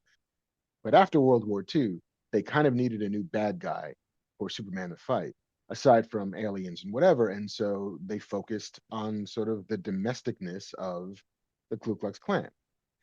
And so looking at how the radio show kind of paralleled the weird marketing challenge of deciding what does America mean to an audience listening to stuff, and how defining the American way and defining what that stands for, and how both the Klan and the makers of the Superman radio show and then TV show and then comic books went about different ways of using the same tools to discern who and what it meant to be American. And so yeah, I recorded this thing. Fandom just released the podcast now, finally, after lo these many years. Sadly, just as relevant now as it was 2 years ago, 3 years ago. Um, Rolf Cornett is my co-host. I believe it's like 5 episodes long. Give it a listen if you're in the mood. It is available again wherever one gets their podcasts. But it's a fandom presents Jammy Jam, and like I think it's pretty great. So listen if you can. Okay, hey man, look at that. So if you can't get enough of our voices here, you got two new places where you can hear us as well. What's it called again? Superman versus the KKK. Did they do a comic called that? Was there a comic book that was similar or something? There's been some like scholarly work about that stuff, and then I think Gene Luen Yang, did a comic book about it. Same guy who did American Born Chinese. Within Um, fairly recently, right? in the last year or two. Yeah. Um, but yeah, it sadly is an evergreen story. In chat, Vaborn77 said, I wonder if old Kevin would tell young Kevin how offensive his content is. Mark is constantly biting his lip. Are you biting your lip? I don't think so. I wonder if old Kevin would tell young Kevin how offensive his content is. Is my old content offensive? Is this person saying that I am stifling my opinions on your old movies? That's what I can't figure out. Well, I just didn't know if it was a side note of side note. Mark constantly bites his lip, but I never Yeah. noticed that. I think maybe it's more hold my tongue. Is that the metaphor he's trying to use? But biting my lip in like a What? sexy way. Yeah, and what's offensive Oh, about my old content? Like, anything that hasn't aged well. It's like I got nothing. I can't fucking time changes and shit like that. But I've never. I don't. I'm not. I don't disavow like my old work and shit. Old no. Kevin would fucking talk to young Kevin. We'd laugh it up. I've Young seen Kevin all would be like, "We're still doing this shit 30 years later." I was like, "Can you fucking believe it? Like, it's nuts." Do you know how many Clerks movies we make? Fucking 3. Like, I'm so working on far. Third Day and Bob. Like, this went crazy. I would never be like, you really shouldn't have said those things. Like, Right. Like, hey, listen, whatever that person's name is. There are 100% movies that have not aged well. I've gone down the road of John Hughes, especially sort of during the pandemic lockdown, and was somewhat astonished to find how many of those movies don't age as well as I thought they would. My nostalgia for them cannot overwhelm the fact that, like, oh man, Long Duck Dong is not great. Oh man, this movie's super rapey. Oh man, like the things we thought were cool as kids turns out aren't that cool at all. Um, I don't encounter any of that stuff in your old work. Um, I don't have a reason for it. Just some people don't truck in that way. Like some people, comedy is traditionally not about punching down; it's about punching up. And I find that when movies don't age well, is they were punching at the wrong people, especially comedies. And so, like, if you're going to be punching at immigrants, if you're punching at gay people, if you're punching at women, then it's like, oh, dude, really? You knew at the time this was not cool. It was just easy. Um, and I've just never found that in your comedy. And so much of it is not necessarily about when the movie was made. Like Blazing Saddles, historically, it's not a punching down movie. It is very much about punching up. And so that's when comedy is at its best, is when it thumbs its nose. Do you bite your finger at me? Says the man. And like, yes, we're biting our finger at the man. So well put, my friend. Savannah Crystal in chat says, hi, Kevin Smith. Sorry, it's out of nowhere, but you knew my grandfather, John Launder. He was in a few of your movies, and the thing you did for September 11th, he played one of the priests that pulled out the Buddy Christ. Yeah, man, Gramps. He used to be on our View Askew web board. Now, when you say knew my grandfather, I hope that's not past tense. I haven't seen Gramps in a minute. I think the last time I might have saw him was when we had a screening of Tusk. But this would bum me out. But yes, to answer the question, I remember fucking John Launder, but I called him Gramps. We all did on the board. We spent a lot of time long before there was a social media the way we know it, and like from 1995 until Twitter, like most of my interaction with the internet was on the View Askew message board, viewaskew.com, where we had the boards. And he was a family member, one of those people, man, that come to all the events and fucking, knew him by name and whatnot. He stood out to me too, because he was like an older fan, like late 60s when he started showing up to the events, but he was local in Jersey, and he just kind of liked the idea that this was going on and shit. So we welcomed him. I hope he hasn't passed, but if he has, I have very warm memories of him. According to Savannah, he passed in 2017. Oh shit. Yeah, that tracks. Because Tusk, like I said, it's like one of the last times I saw him, I thought it was at the Tusk screen. Was that 2017? Was Tusk? No, yeah, no, yeah, no. Yeah, because we just hit the 10-year anniversary of Tusk. Well, I'm so sorry, Savannah, but I do remember him very well. And yeah, forever in Dogma, he's one of the priests that rolls out the Buddy Christ and stuff. Fucking life. You wish everybody can hang out forever. Well,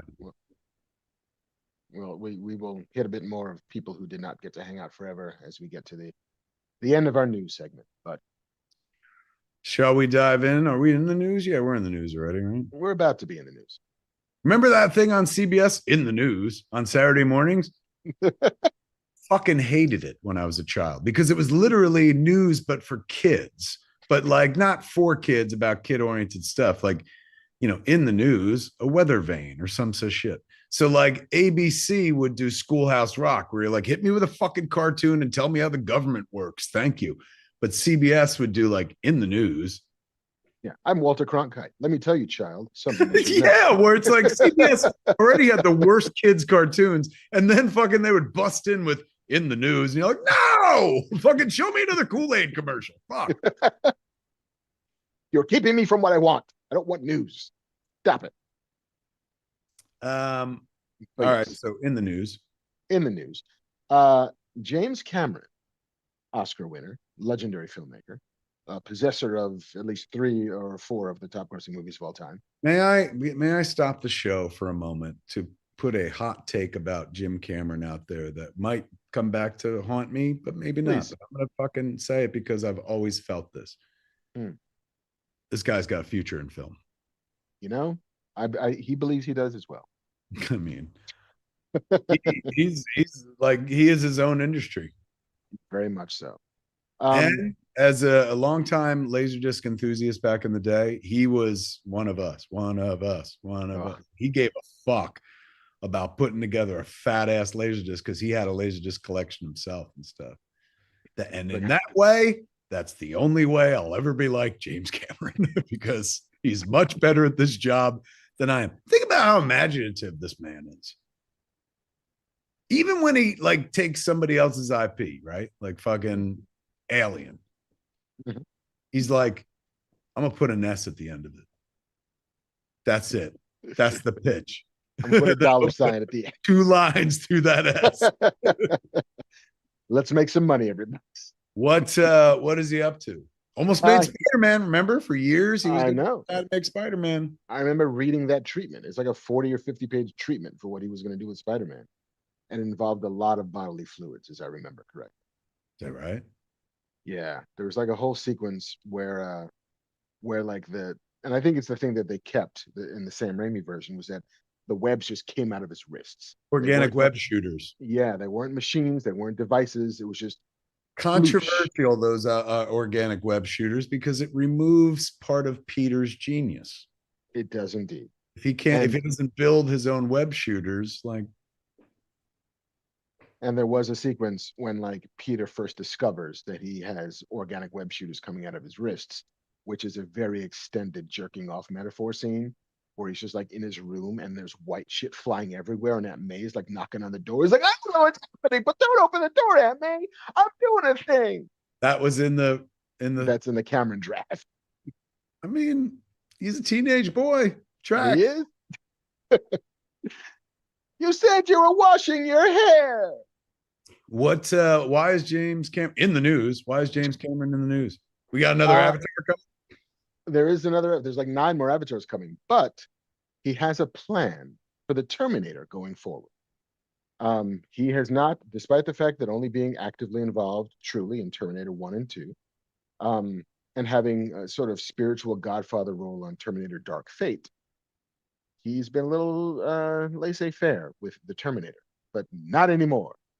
In Empire magazine, which is celebrating the 40 years of the Terminator, Cameron said, "This is the moment when you jettison everything that is specific to the last 40 years of Terminator, but you live by those principles. If you get too inside it, then you lose a new audience because the new audience cares much less about the stuff that you think they do." So he's talking about moving away from the original cast, telling new and different stories in the world of an AI apocalypse. So, without Arnold Schwarzenegger, without Linda Hamilton, without the T-800 and the T-1000 and Sarah Connor, it might be hard to imagine what's left, but Cameron seems to be clear about the elements that make him tick. You've got powerless main characters, essentially, fighting for their lives, who get no support from existing power structures, and have to circumvent them but somehow maintain a moral compass. And then you throw AI into the mix. Those principles are sound principles for storytelling today, right? So I have no doubt that subsequent Terminator films will not only be possible, but they'll kick ass. But this is the moment where you jettison all of the specific iconography. So like, and he's like, this is more than a plan. This is what we're doing. And that's all he'll say for now. Is he directing it? He's being a little dodgy, but it seems as if he's no longer as hands-off on the Terminator as he used to be. And I think it's probably really fucking smart because as I was watching Terminator Zero on the Netflix, which is very good, but what it does well is it's not about Sarah Connor. It is not about John Connor. It is about completely different characters set in Japan. But it seems as if this is not necessarily a franchise that is sustaining itself with an audience. That like maybe we've told all the stories we can tell in this iteration of it. Because there seems to be less and less interest in the box office, on TV, for Terminator. So maybe it is due for a drastic reinvention, and maybe Cameron's the guy to do it. I mean, he's the guy who thought it up in the first place. Lee B. Films in chat said James Cameron is directing a Hiroshima film. Yeah, Ghosts of Hiroshima. I think he bought the rights to a novel or a nonfiction book that's coming out in the next year or so. And he's like, once I get out of Avatar land, this is the next movie that I want to make. And I think he very much wants to tell the story of on the ground surviving two nuclear blasts. And I think it's about a guy who survived Hiroshima and then gets on a train to Nagasaki, only to then get hit by a second nuclear bomb in Nagasaki. And so, what is this dude's odyssey from going from war zone to war zone, from atomic fury to atomic fury, and sort of what it says about Japan, what it says about the West, what it says That's a about true that story. experience?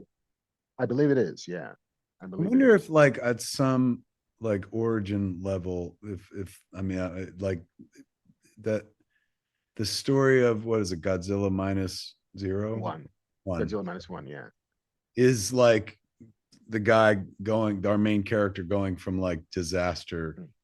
to disaster. I wonder if there was any correlation, like if whoever wrote that was like, "Ooh, you know, I heard this story once about dot dot dot." yeah, maybe, maybe. I mean, it might be apocryphal. It might be true. I don't know the provenance That of what this the book. book's about? Ghosts I of I Hiroshima. believe so. I believe so. Wish I was Um, a, and this is easy to fix. So I don't know why I'm wishing it. I wish I was more of a reader. yeah, I've become an audiobook reader Yeah. because like I spend way more time in the car, and when I'm at home and I have nothing to do, I'm writing. And so like carving out time to be reading is proving difficult, but always in the car. So that works out in my favor. Patch McDonald in chat says it's about the true story of the guy who survived both blasts and then what happens after. Apparently, it is a true story, man. Wow. And I think that Cameron had said something, or I read it in Deadline, but it was something about how Christopher Nolan was very intentionally not showing you what happens in Japan when the bombs drop. It was very much about Oppenheimer and this experience and the sort of stateside, both engineering of it and reaction to it. But Cameron's like, well, then that leaves me an entire story to tell of the here's what it was like on the ground in Japan when these two things went off. Um, and so I'm curious, definitely curious. Sites Obscene in chat says, "Hey Kev, been trying to get you in our doc for 2 years. We had an interview scheduled, but it was canceled because of your wife getting hurt." Yeah, back in November, she shattered her hip. It's coming up in a year. Sent 4 requests this year, but haven't heard back. That's probably because we've been knee deep in getting the movie out there. But if you're, I don't know who you're reaching out to, but Jordan, probably your best bet, or Ernie if you're back east, man. Mm. Ernie It's Modcastle is very helpful. Um, Somebody asked if the what's behind me is like yours, fake or Mm. that's all real, kids. That's real world. I'm not clever like Mark and Banff Man. I don't know how to do that digital background shit. So those are all my books and my scripts and tchotchkes from my childhood. That's all my shit. That's my stuff. You think fucking do you think Mark is in the neither world? No. Although I Hey, keep Bob. seeing them pop up and shit. Remember like the shrunken head dude was like a throwaway gag in Beetlejuice. Feels like they really turned him into minions in Beetlejuice. They tried their fucking best. Did they? That's what it felt like. Once the trailer Another and TV Bob. spots, I was like, oh, they're all over the place now. Look, there he is. There he is. Everywhere. In other news, Yeah. Donald Glover thinks that Star Wars isn't fun enough. I mean, I gotta tell you, that's Skeleton Crew looks fun as fuck to me. I mean, it's maybe he hasn't seen it yet, but he's soon going to be like getting at the helm of Lando, and he's like he wants to inject the universe with some fun, and saying that the franchise can be way too serious at times. I just want it to be fun, he told the Wall Street Journal in a recent interview. As a Star Wars fan myself, I think it's important that there needs to be more fun being had. Um, it's very hard to have fun right now. It's tough because there's very serious things happen. Those are the only things that connect us, weirdly. So I get why things are serious, but part of the human experience, I believe, is we have a responsibility to have an enjoyment. And I feel like we're lacking in that department. he and his brother Stephen Glover are setting to co-write what used to be the Lando TV show, but is now going to be the Lando movie. They replaced Justin Simeon, who had been working for at least a year on a TV show. But Donald Glover says, like, I love Star Wars, but it can be super serious. And sometimes I like sometimes it be like way too serious, and everything that has to do with the Skywalkers is so fucking serious. I added the fucking because I thought it was helpful. But yeah, he wants to have a good fucking time, and I'm 100% on board with that critique of Star Wars. I hope Skeleton Crew is as fun as it looks, because I certainly I would like to ride for sort of YA Star Wars and have it be a good ass time. But yeah, I cannot wait for more Lando. I thought he was the best part of that Solo movie. So He was totally enjoyable. Sounded convincing. He was totally he was. I was just reading the board. Somebody was like, aren't you guys going to talk about how much Deadpool Wolverine made? It's up to like 1.3.5 billion, I think. Yeah. I mean, it's got to be the highest grossing movie of the year, right? I think it just outdid Inside Out 2. Oh, that's right. Inside Out 2 was fucking huge. Yeah, that was massive. It's the biggest Pixar movie ever. So yeah, I think they're neck and neck, if not 1 and 2 for the highest grossing of the year so far. Oh shit, yeah, Inside Out 2 is at 1.7 billion according to the Art Epitaph. Oh, look at this. The Toy Stash in chat says, I own a toy company and I'd love to make a Fat Man Beyond 2-pack of figures. Would you guys be down? LOL. Heavens, yes. We want, I look, I can't speak for Mark. I want as many little plastic totems of myself out there in the world, because what you don't know is I put a little piece of my soul into each one. They're all Horcruxes. When I'm killed in my battle with the fucking boy wizard and shit like that, I'll be able to come back thanks to all the tchotchkes, the Funko Pops, and now the Toy Stash Fat Man Beyond 2-pack that's forthcoming. Oh, hell yeah. I have 0 toys of myself, so I'd like 1, please. Josh Mundahl said, did Smodcastle Cinemas do well with Deadpool, Wolverine, and Inside Out 2? What a great question, Josh. We did, but asterisks is, let me lay that out for you, at 10:14 on a Friday night here in Los Angeles. When yes, it did. But let me give you a more recent example. Beetlejuice. Inarguably, it's happening right now. It's doing well all over.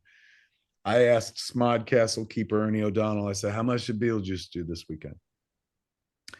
And he said on Friday, 53 tickets. And on Saturday, 110 tickets. Now, that sounds anemic as fuck, but in our little movie theater, that's pretty good for a Friday and a fucking Saturday. And I don't mean one show. I mean Friday and Saturday. Mm-hmm. Now, if we do, that's the story with first run movies there. You know, Deadpool, Wolverine, we did a screening like Watch with Kev, and that was like the second week of its run. So that was sold out. And I think we did better with Deadpool, Wolverine than Beetlejuice. But like first run movies, brand new stuff, people would rather go to like the more comfortable Carmikey cinemas that have the seats that do this shit and whatnot and blow you while you watch the movie. When we do an event like Vulgarthon, 700 souls at $69 a ticket. Anytime we do a screening where I bring guests and shit, that's when we can fill Smodcastle cinemas. But first run movies don't do it for us. We'd starve if we had to rely on fucking first run movies and stuff. That's why I don't give a shit. Like if you read the credits at the end of the 4:30 movie, it's like, hey man, if you want to fucking be like the kids in this movie, go to Smodcastle Cinemas. You can pay for one movie and sneak around all day. If you get caught, tell Ernie that Kevin said it was cool. Because I'd be happy to have people walk through the door. I don't give a shit if they go see every other movie, just as long as they buy popcorn each time. That's the price of admission. That's it. That's all I care about. What else we got going on? Um, a two-part question. Did Yeah, you know that there was a Time Bandits show on Apple TV Plus? I do. Taika Waititi involved, wasn't he? He was, and Jermaine Clement. Yeah, the And cats from Condor, the Concords. Light of the Concords and What We Do in the Shadows. Yeah, Um, did you also know that that show was on and was since canceled after the one season that it was on? they're done already. They're done already. The show looked expensive, It did. It did. and It got I didn't hear anything about it other than like Lisa Kudrow's in it, and I was like, oh, yeah, it did not, it didn't seem to connect with audiences. And so I think that the conversation that at least I'm beginning to have, and I think a lot of people are as well, is like, are we doing these kinds of shows a disservice? In that either are we canceling them too soon, or are they so expensive that a network can't stick with it long enough for it to find the audience that it deserves? Um, and like, yeah, Apple for a very long time was they like, we don't really care. Like, we'll greenlight almost anything and we'll leave it on forever. We're not sure if anybody's watching anything, so it's just as good. But even Apple was like, oh, this is really expensive, and it hadn't cracked the top 10 streaming. Um, yeah, this is a rough one to just keep doing more of. And I just feel as if, I mean, it's not necessarily news to say that TV is broken, but I feel like we're starting to see the first real ramifications of just how broken it is, where like Time Bandits was only ever going to be a nostalgia play, I think. And it turns out that not a lot of people were nostalgic for it. yeah. Now you got me rethinking that other thing I was talking about because it's very nostalgic. But this comes with an audience that's like, I mean, look, I not for nothing, but I never heard anyone in my life going, you know what we need, a remake of Time Bandits. Whereas this thing that they were like, hey, we want to do this is something that like I've seen on the internet for years. People like, do this, they should do this. Mm. But still makes me a little reticent now where Yeah, I mean, I think that like, I'm like Bugs Bunny when he's like, "Hey, oh, remember that when he took the fucking yeah. potion? But I think it's also like identifying what people are nostalgic for, and if it was the very specific iteration of that Time Bandits and that it's this collection of actors, it's David Warner as the ultimate evil, it's whatever it is, it's the Monty Python vibe of it all because it was Terry Gilliam. Like, Yeah.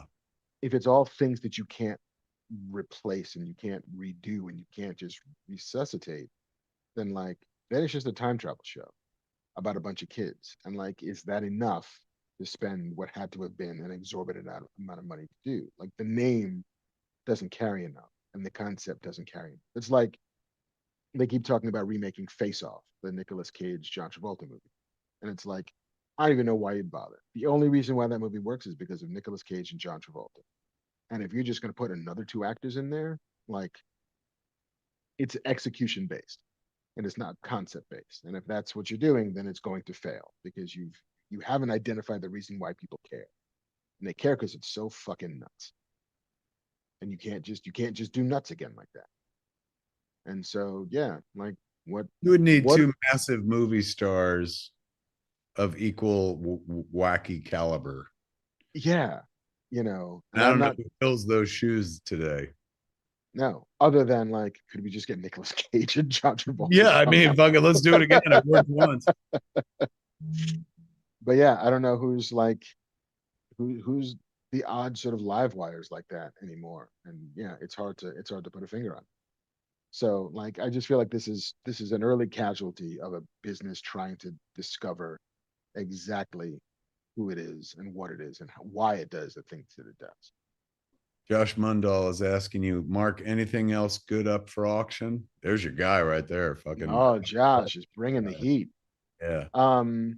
Yeah, I mean, I think I mentioned some of the TV show stuff we had, sort of swagalicious things that you can't buy in stores, jackets and crew hoodies and stuff from like Luke Cage and Star Trek Strange New Worlds and Star Trek Day and American Horror Story, the Roanoke season and Grimm and the 100. We have some signed movie posters from Aquaman and Justice League and Shazam, as well as Kayla Cooper, who wrote Megan, is signing a couple of movie posters and pop figures from that. Ooh, what's the Megan writer's name? Kayla Cooper. I watched that movie. That fucking movie was utterly watchable. It totally was. Like, and I was very thankful that like it was marketed as horror, but it kind of wasn't. So I was like, oh, good, you didn't cause my heart palpitations to increase. But the idea is fucking solid. You know, it's like, what if you could solve grief with a robot? And how is that about to go poorly? And like, yeah, it's gonna. It's gonna. Now we get to the downer part of the news. But Born 77 said Back to the Future will be next. Meaning as a remake? I don't think they'll ever remake Back to the Future in our lifetime. No, I think as long as like Zemeckis and Spielberg are alive, they will. I think it's like a Jaws. It's untouchable. You'll never see a Jaws movie again. Not for a long time. And if you do see a Jaws movie, it's going to be for a sad reason. Yeah, and I think that it's also, you know, like those two guys are going to sort of be the firewall against any shitty remakes of that or even any good ones. And once they pass away, I'm sure there will be a long stretch of time where it's just we can't do it in, you know, to remember them in honor of their contributions. Like just leave it alone. Like some things are just perfect the way they are. They never really remade Wizard of Oz. You know, they've sequelized it, but Sequelized it. They whizzed it. They've about to wicked it. They've wicketed it, but they've never remade it.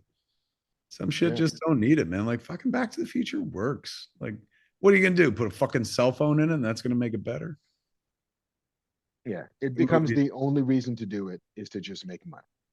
Which, and, like, you know, fucking that's Hollywood, but even Hollywood seems to be like, look, like we know this would be a fool's errand. Yeah.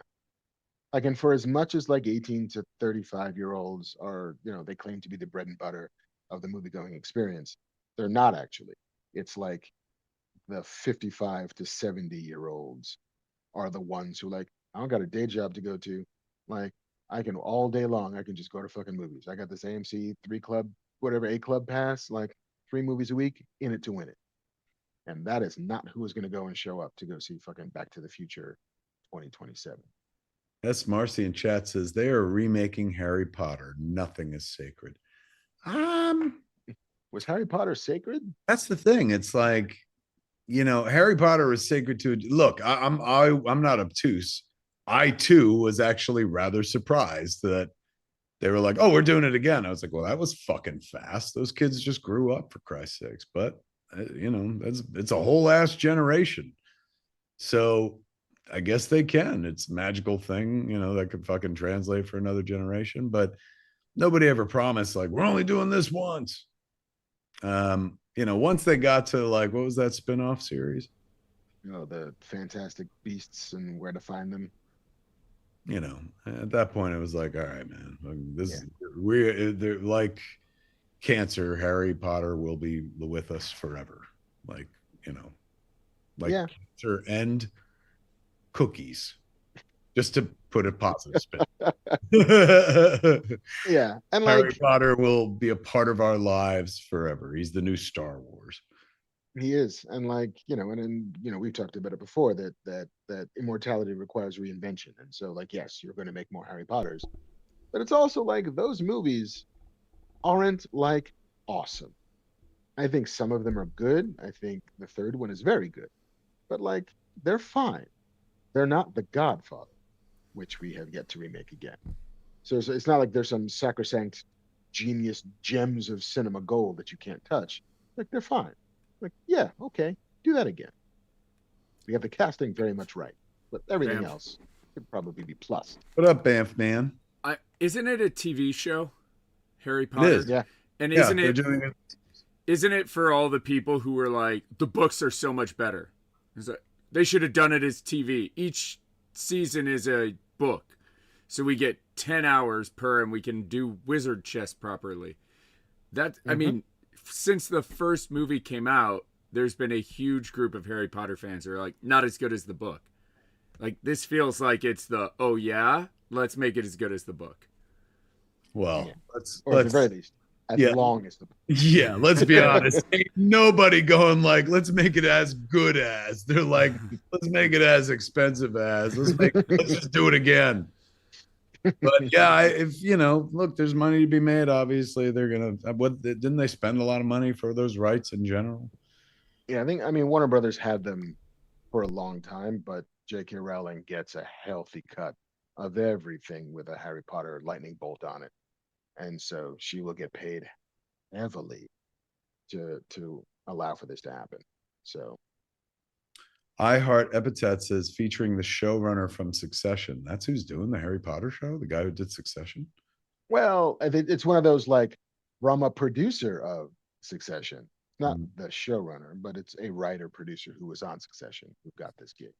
Model Newbie in chat says it's sad milking a dead cow rather than creating something new. No, this is the way of the business. Like they find something that makes money, they will milk that cow. Still very much alive, but doesn't mean we can't create something new. I'll tell you right now, kids, they've seen the Harry Potter story and they'll keep remaking the Harry Potter story as long as there's a dime to be made. But they're dreaming about what you are going to come through the door with one day. They ain't never met you. You got some original thing they never had before. You could be the brand new Wachowskis, walk through the door and be like, Matrix, bitch.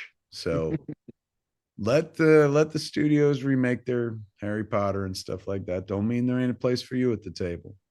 And is your chance. Like for somebody who's like, why don't they do something original? Show them something original, kids. Mm-hmm. Don't be ignored, man. Show them your way is smarter. You'll make more money spending less and potentially yielding more. And if you encounter people who have those stories and let's say maybe have a Kickstarter that's dragging a little bit, just, support the arts, support Give the your artists. address. Give the address. Where can they give? They can go to Kickstarter.com, search up Deepest Darkest, and it'll be right there for you. Deepest Darkest sounds fucking sexually arousing, I'll be honest with you. That was the whole goddamn point.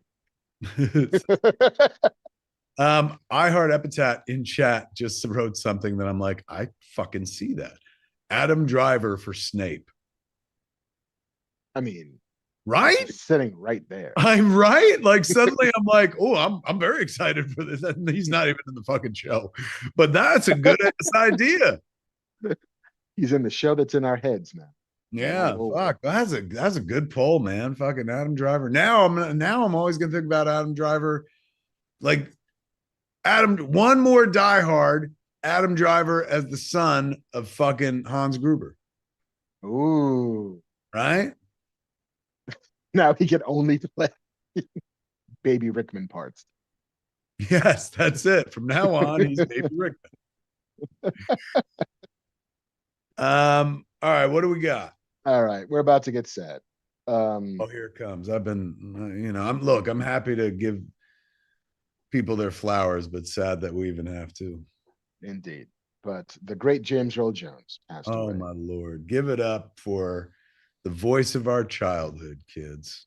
Like, indeed. He put the magic in Star Wars. Just that booming voice coming out of that fucking looming figure. We're all children of the internet, so we've all seen that clip of David Prowse voice coming through Darth Vader. Like, you can't separate Darth Vader from that booming voice, just like you can't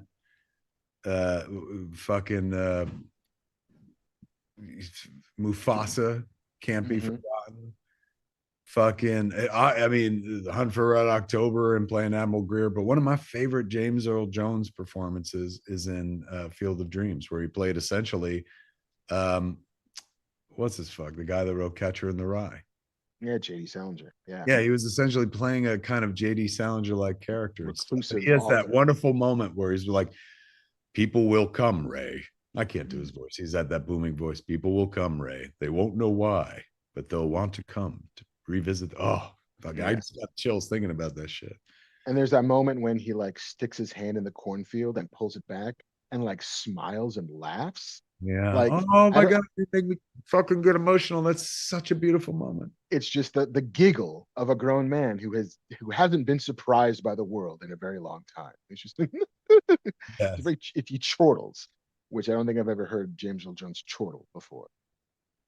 But yeah, he is one of the few actors. Oh, and what the fuck? Thulsa Doom, for God's sakes. You know what it is, don't you, boy? That is strength, boy. That is power. Contemplate this on the tree of woe. Look at your body, the strength in your, the desire in your heart. I made this. Pity.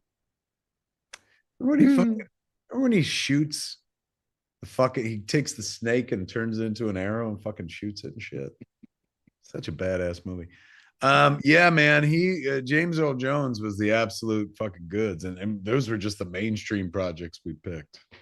Yeah, I mean he's got the EGOT, even though the Oscar was an honorary Oscar, but he's got 2 Primetime Emmys, a Daytime Emmy, Spoken Word Grammy, and 3 Tony Awards. Wow. You know, and like that's the shit that I wish I could see. Like I wish I could have seen his Othello.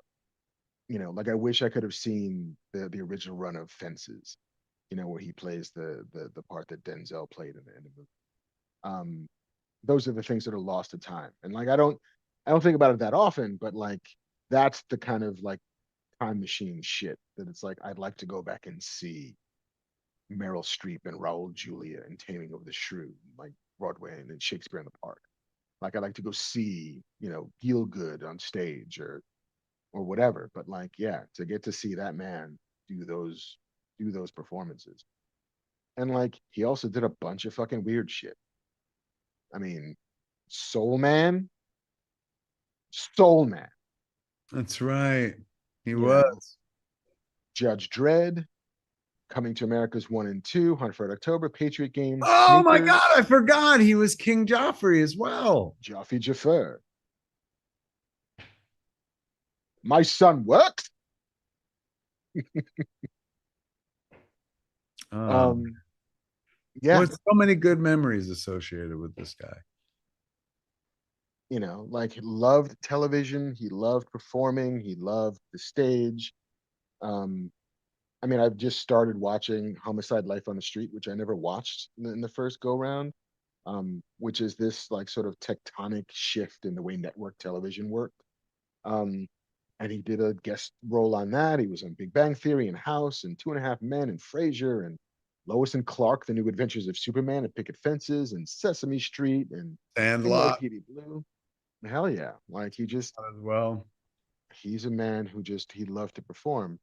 And I remember as a kid, my father had a stutter and still does occasionally. And I remember him discovering that James Earl Jones also had a stutter and that the way he sort of got through it was by acting. Was like if I don't ever have to think about what I'm saying, but the words are there for me and I can have confidence in the words, then I don't have a stutter. And I just remember my dad finding some like solace in that. It's like, well, here's a guy who found a way through it. Like it's not quite for me, but like that guy did it. I don't feel so bad about that. Because like this Yeah. person who wins all these awards and has all this acclaim is afflicted with the same little thing that I am too. I always found that kind of endearing. That really is, man. Like he can make somebody be like, yeah, I mean, that guy, this guy, he's known for his fucking voice. So much so that as John Elrod II said in chat, quote unquote, this is CNN. Yeah. For He's the how many voice of the news. decades was he the fucking voice of CNN? Just for, you know, he didn't read the news, but just this is CNN. This is CNN. Um, He, of course, um, most there are a bunch of people in chat going, "Hey man, didn't he sell his voice to Disney a couple years ago? He did sell his license, or what did he do, Mark? yeah, What's I the think it's that he licensed his voice for Darth Vader. yeah? They can To replicate his voice from now until the end of time. They can make Darth Vader say anything, yeah, um, even though he's not with us anymore. And that was which a I deal think they they made. did for Kenobi. Um, because at that point he had because I think he was still doing the voice in Rogue One, but I Yes, think that was the last time. And I think the Kenobi stuff was all um was all sort of AI amalgamations of that stuff. And it's like on the one hand, I 100% want that dude's voice to live on and kind of always will. But on the other hand, I'm like, wouldn't it be great for an actor to get a chance to also play Darth Vader? Like, there will never be another actor who tries to do Yeah. that. And like that's a little sad. But the same token, you just give me lots of fucking Darth Vader back, the child in me will be happy, even if the adult in me is like, that's a little sad. It is it's a bummer, man, when we have to say goodbye to people who were with us our entire lives. And not in our actual lives, but like adjacent to our lives and played such a key role. I mean, Yeah. think about it. There was a time we thought James Earl Jones was done voicing Darth Vader and he'd never do it again. And then we got a bunch more Star Wars, so he got more at bats. And then you know, was able to make a deal with Disney that I'm sure is, you know, worth a lot of money for his family and whatnot. Mhm. And you know, if I don't know, if I was a family member and I would hear his voice in further things, even though he wasn't around, that would warm me. Yeah. Some people have talked about AI, but he did this deal before like AI was a thing. Right. And it's not, I mean, again, it's not like they are scraping things that he had done to generate or whatever. They are not robbing anybody of their work. Like, Right. this was a completely compensated license deal that he went into, and his family did with their eyes open. And so it's not suspicious in the way that a lot of other AI work is. But He did even do the still, boy. Who was it? Can't get no asked. Did he do the voice in the animated stuff? He did for some of it later, right? He did. Was it Rebels that he was a voice? When he faces when Ahsoka fights Darth Vader, that was James Earl Jones voicing Darth Vader. I can neither confirm nor deny. JC might be a better I person to ask. believe so. Especially Yeah, with Rebels, they tried really hard to get Billy D did Lando when he cameoed. Like I'm like 99% sure he did do Vader in Rebels. Yeah, he's IMDb has him as Darth Vader. Hmm. yeah, I remember that was like a thing when it happened. They were like, "He's back," and you're like, "What?" Because talk about a voice that's just Yeah. impossible to replicate, like for somebody else to do. I mean, now they could do it with a computer, of course, but you know, who did Darth Vader's voice in cartoons before James Earl Jones? Um, there was a guy in the early internet video days called Chad Vader, uh, where he like worked at a supermarket. It was like comedy, sketch comedy stuff, and I know he did it on a lot of the video games prior Is that right? to. Yeah. And there's another guy named Fred Tatasciore who did, I believe, when Darth Vader was the voice of TomTom GPS. Fred Tatasciore did it in there, and I did a thing with Fred for my YouTube channel once, and he took a the way he would replicate Darth Vader is he would talk into a tin can with the microphone on one side. So essentially, he'd do Bane. Yeah, yeah, I do Bane. I was talking to the microphone. Oh, Batman. yeah. So yeah, Man, oh man, James Earl Jones. Just somebody asked in chat, wasn't he in Roots? He played Alex Haley in Roots, didn't he? Or Roots he 2? was in Roots: The Next Generation. Next Generation. Playing Alex Haley, right? I believe so. Yeah. Um, I think the last time he had a public appearance was the dead. I don't think it was public, but I think the last time they filmed him in public was the dedication of the James Earl Jones Theater on Broadway, which used to be the Court Theater where he made his debut in 1958. They've retitled it since the James Earl Jones Theater. Oh, And so, like, I remember seeing it was either 60 Minutes or something where they just had like the footage of him walking through it, and like just the smile on his face, the weird sort of beatific, pleased smile. And the statement was, for me, standing in this very building 64 years ago at the start of my Broadway career, It would have been inconceivable that my name would be on the building today. Let my journey from then to now be an inspiration for all inspiring actors.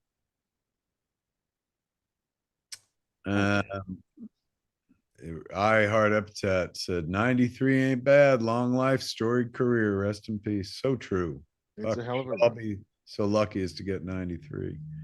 You know, like it is the we're in the phase of our lives, and I think we hit it. You know, when you crest into your 30s, when the people of your childhood begin to pass away. You know, and now we're, I think, in the thick of it, where it's like, oh yeah, all those old actors that I saw in all those movies I loved in the 70s and the 80s and the 90s and the 2000s are beginning to shed this mortal coil. Um, the next person we're going to talk about, however, did not make it to 90. He was very sadly a contemporary. John Cassidy. John Cassidy passed away. Yeah. Young, 50 something. 52 years old. What happened? Cardiac arrest. Oh my God. Yeah. September 9th in Manhattan at 52. And this guy was a titan. You know, there's no other way to describe the kind of work that he was doing. Beyond gifted. Beautiful fucking work, man. Beautiful work. You know, he was a perfectionist in the way that some great artists are perfectionists. But he was also a wonderful guy. Like, I knew him a little bit from when I lived back east and kind of banged around in kind of the New York comic book scene. And he was just always fucking like happy to be around. He was always a cool dude to buy you a pint and just want to talk about fucking comics because comics are cool. He's from Texas, right? Was he? I think yeah. I met him once very briefly, but he was a really nice guy. Super sweet. But fuck, was he talented, man. Yeah. Born in Fort Worth. Fort Worth. December 14th, 1971. Yeah, he's about a year younger than me. Yeah. So like his work on Planetary is just, you know, unparalleled. His work on the Astonishing X-Men is fantastic. You know, like he would do covers and he would do interiors and he would, you know, he was a worker. Like he loved to do it and was phenomenal at it. And gone way too soon. Didn't he? Isn't the drummer in Planetary based on like he drew the drummer after himself? Yeah. Talk about putting yourself in your work, man. How wonderful. Now that it'll always exist, he'll always be there in the work present. You can look at Planetary and see John Cassidy. There he is. You know, and I think the story is, it's Warren Ellis put it. Like Warren Ellis has a newsletter. Warren Ellis, the creator of Planetary, has a newsletter that goes out every week called Orbital Operations, and he did a bit of a eulogy for John, and he said that like John just said he would like to do a monthly book, but he couldn't bear to draw the same thing every week. And so it's like, well, then we created Planetary so he would never be bored. And Planetary was like a series of kind of one-off stories where every issue there was a different kind of pulp concept or pulp trope that they would put a spin on. And so here's your Doc Savage issue, here's your Godzilla issue, here's your Ghosts in Tokyo issue, here's your whatever issue. Every cover was different, every logo treatment was different. Like it was a new thing every issue. Basically to take advantage of his wonderful versatility and his desire for variety. Rest in power, man. Indeed. Big bucket of win, as we say on huge bucket of win, as we say on Hollywood Babylon. Oh yeah. But yes, gone too soon. And that is the end of our news on what is sadly now a too frequent occurrence of ending it on a bit of a sad note. Yeah, it's a bummer, man. Give people their flowers when they're above ground, kids. All right, Banff, man. We got any questions? Should we get into the cues and those? Yeah, I've got a couple. Beforehand, though, I want to shout out DT Drumike. He waited until we did a Turtle Beach ad, and then he went out and he bought some headphones. So thank you, DT Drumike. Thank you. Fucking well done. God damn it. Thank you. You can't all be DT, but you can smash and that subscribe and like buttons and buy yourself likes some we got. friggin' headphones. Come on, man. First question. It's from Yeah. Damian Collins. Says you're hosting a talk show, 3 guests, 1 each from a different franchise, and who's the musical guest? Okay. One more time. You guys have both been on Seth Meyers, so you're hosting your own nightly talk show, Okay. and you need to pick 3 guests for the show plus a musical guest, each one from a different franchise. So who do you stack? Like Luke Skywalker, Captain America. What's the ideal night of late? Yeah, night TV? what is your ideal podcast guests? Tony Stark, hands down.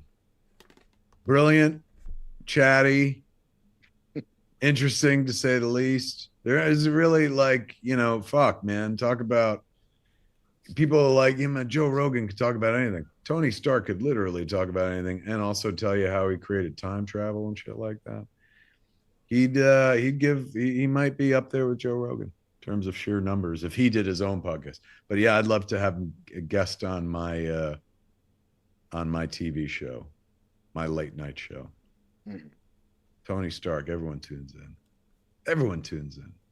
So that's your first guest. Oh my God. I'd fucking be like, tell us about All night. stage. Yeah, he'd be my one guess. Who needs anything after that? But shy of that, the Joker, that worked out well in that movie when he was on a talk show. Big tune in. What could go wrong? Exactly. And Doctor Strange, he could do magic tricks. And then do I pick a band? Then you pick a band. Or musical act, I should say? Dazzler. Nice. Oh, Played by Taylor Swift. Well played. I'm gonna deliver in the way that Deadpool Wolverine wouldn't. I'm gonna give you the Taylor Swift Dazzler on my late night talk show. Very What about you? What's your run? I think I go Bruce Wayne as your main guest. What are you talking to him about? Just like fucking life as a bachelor, like the head of a company. Basically, it's Tony Stark, but a little less jokey, but still kind of interesting. But all anyone knows about Batman of Bruce Wayne is that like, oh, he loves pussy. I mean, I know he's got a foundation, but like he's always like, with different girls and shit like that. Well, we just go. That's a good talk show guest, I guess. I mean, you just do one commercial break. You're not back from the break with Bruce Wayne. Yeah. He's second guest then. I think he's still first chair, but he doesn't get to come back from the break because we're going to do 3 guests. We're going to do 2 guests and a musical number, who also gets the chair. Fair enough. So, second guest is Mandrake for the same reason that you chose fucking Doctor Strange. You got magic tricks. Who don't like that? Late night TV. Slide Zatanna. Close up magic. Actually, we'll do Zatanna, not Mandrake. Like Zatanna, like lady magicians. We'll fucking pick that shit up. And I think for the musical guest, for the band and third chair, the Hong Kong Cavaliers, because then Buckaroo Banzai can sit on the couch and now have a conversation. Excellent fucking pull right there, man. And then he'll stop the show and be like, somebody out there crying? Who's not having a good time?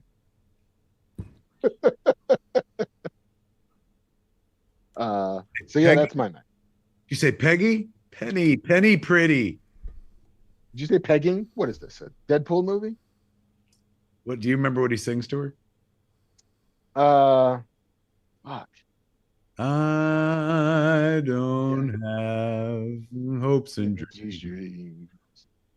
I don't have anything since I don't have you. And she tries to shoot herself and shit. God, that fucking movie's great. Somebody in chat earlier was like, don't give up on Buckaroo Banzai. I have no say in that. I was attached to a Buckaroo Banzai TV series, well, streaming series at 2 different places, Amazon and fucking Apple.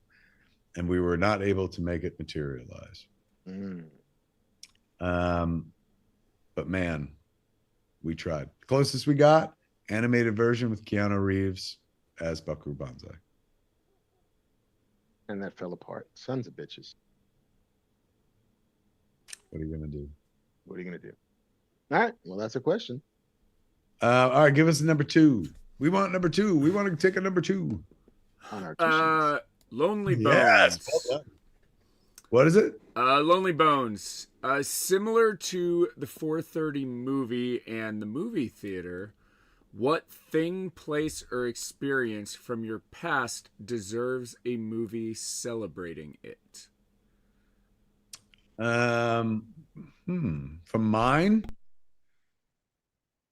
I would say the making of Clerks, but I've done it a bunch in movies. Zach and Miri Make a Porno is the making of Clerks. Clerks 3 is the making of Clerks. Every time I talk, it's the making of Clerks. But yeah. Honestly, that's probably the most interesting thing I've ever done. That'd be that. Yeah. Yeah. I mean, it's not sexy, but I would do that. Yeah, I would do the making of Clerks. If I was ever to sequelize the 4:30 movie, it would be the Midnight movie. And it would be about me going to see Slacker and deciding I want to be a filmmaker. But yeah, I guess that's what I I can, of anything I've ever done in life, I think that's kind of the most noteworthy thing. I don't have anything like terribly noteworthy of that regard that has any significance for anybody else besides me. But I do. I there was a moment when I was a journalist at Entertainment Weekly, and it was the experience of being a journalist in Manhattan on 9/11 and having to still do the job. You know, like the getting on the I was on the last train that they let into Manhattan that morning, and got to work, couldn't go home, and had to like put out a shitty pop culture magazine that day while the world is kind of falling apart. And I mean, it is of the things that happened on that day, it is probably the least significant of them. In that I wasn't anywhere near a tower. I didn't lose anybody that I knew that day, but I'll just kind of never forget that experience of like walking down Broadway with no cars on it because they couldn't let us take the subways as we got to Penn Station and they finally let trains go back to New Jersey. Like that Vanilla Sky fucking what was the Will Smith movie? Yeah, I Am Legend. But it was moment where you're it like, was it was both that and also like this march of a bunch of like wooden soldiers who were kind of lost and in a daze because it was a crowd of people just like shuffling towards the train. But being in the middle of Broadway and doing it, and then getting off the train in New Jersey, and the fire department was there, hosing everybody's sneakers down, everybody's shoes down, because they were afraid that asbestos from the sky and the smoke and the ash and everything was going to get tracked home. Just that the oddness of that day, from that very specific perspective, while it doesn't feel grand or huge, is just somewhat indelible to me as that experience of that day. I don't know if that's a movie or story anybody else wants to hear, but it is definitely a story that I've never shaken out of my memory. But yeah, something do it like as a that. comic. You should do that as a comic. Yeah, maybe. I don't know.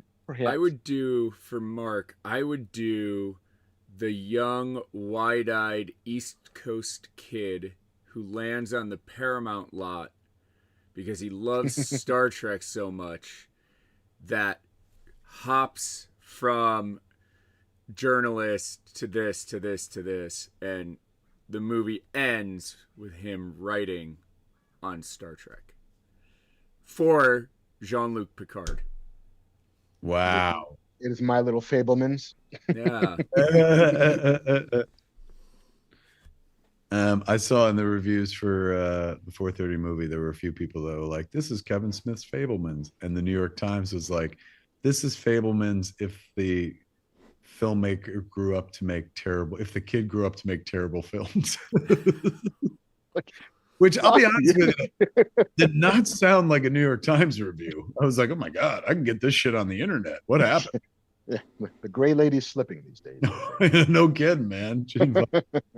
Yipes. Who let the intern write the reviews? All right. Where to? Last one.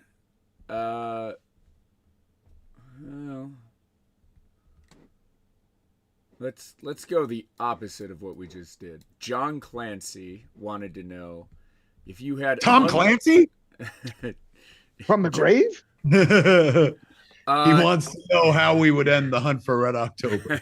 What happens to President Jack Ryan?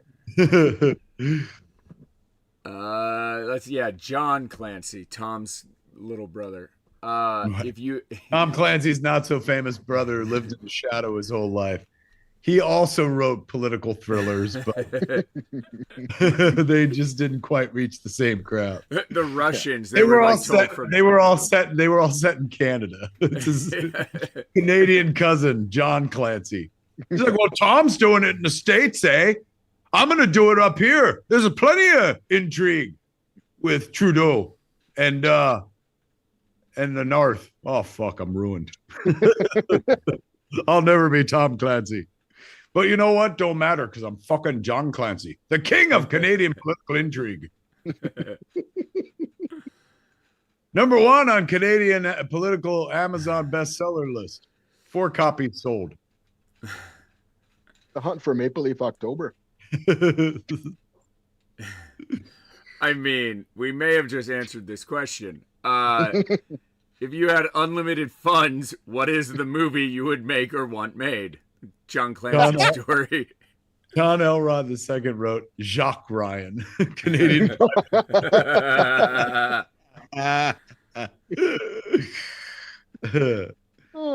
an analyst for the Mounties. Unlimited funds, any movie in the world we could make.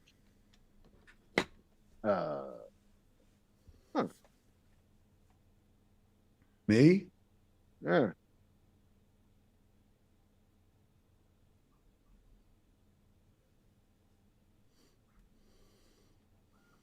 Just don't really think big.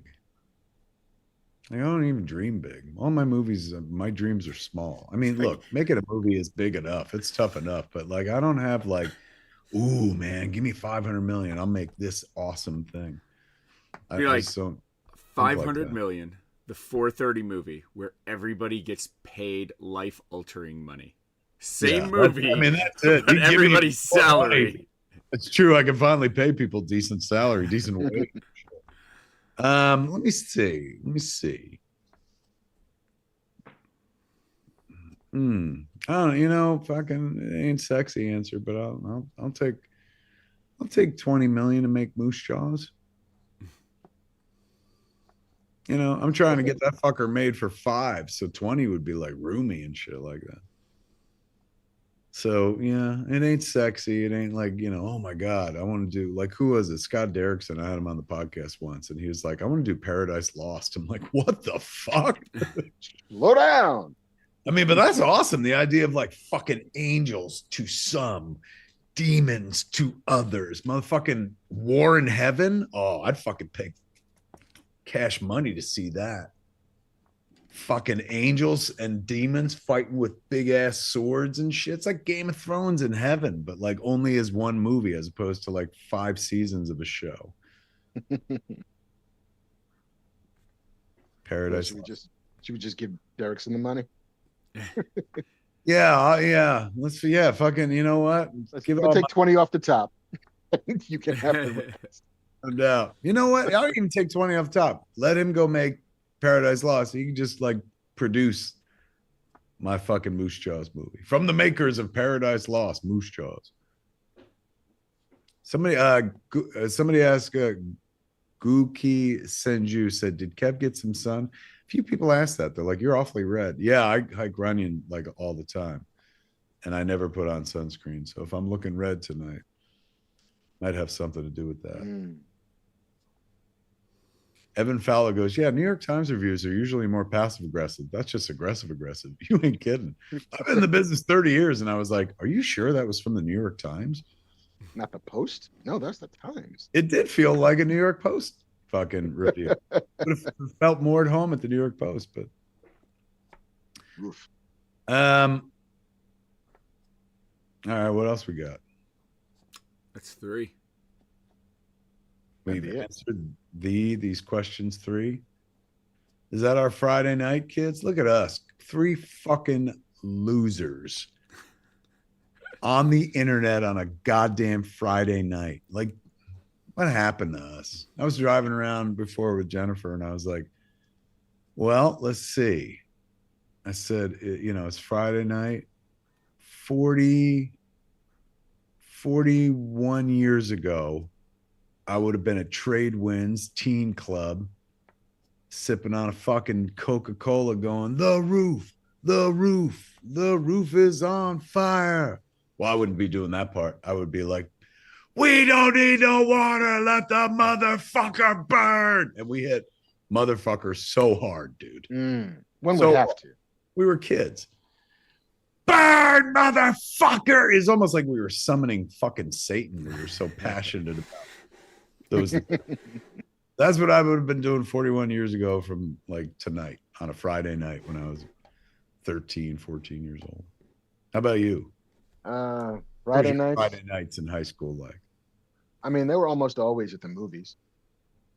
Like especially if it, this time of the year, maybe not, but summer, like every fucking weekend, like there was something to go see. I was never that much of I wasn't a club kid. I mean, we didn't have many teen clubs in Long Island as far as I remember, but it would probably be either that or like, let's go to Blockbuster and then fucking Pizza Hut and then go back home and watch 2 or 3 movies and then maybe play Dungeons and Dragons or then what just came out on the fucking Nintendo's fucking the NES system that we can play or that I can play, or I'm gonna just read all these comic books. Yeah, my high school was a little sad. Or go to the roller rink. There was a lot of roller rink action, I think. Oh, fucking kids don't know, bro. I was thinking I'd be the other yesterday. No, it was today at one point.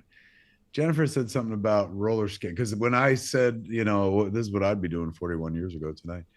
I was like, what about you? She's like, well, I would have been 12. She's like, maybe the roller rink. And then for a second, I was like, why didn't I put a fucking roller rink scene in the 4:30 movie? And then I'm like, because asshole, they spend all day at the movies. That's why. Like that would have made no sense. The money you would have to spend to recreate a thing that doesn't exist anymore. Maybe a roller rink. That's true. Well, there's one out there. Where's the roller rink out here, man? I've been to one in like the valley, right? There was one Moonlight or something.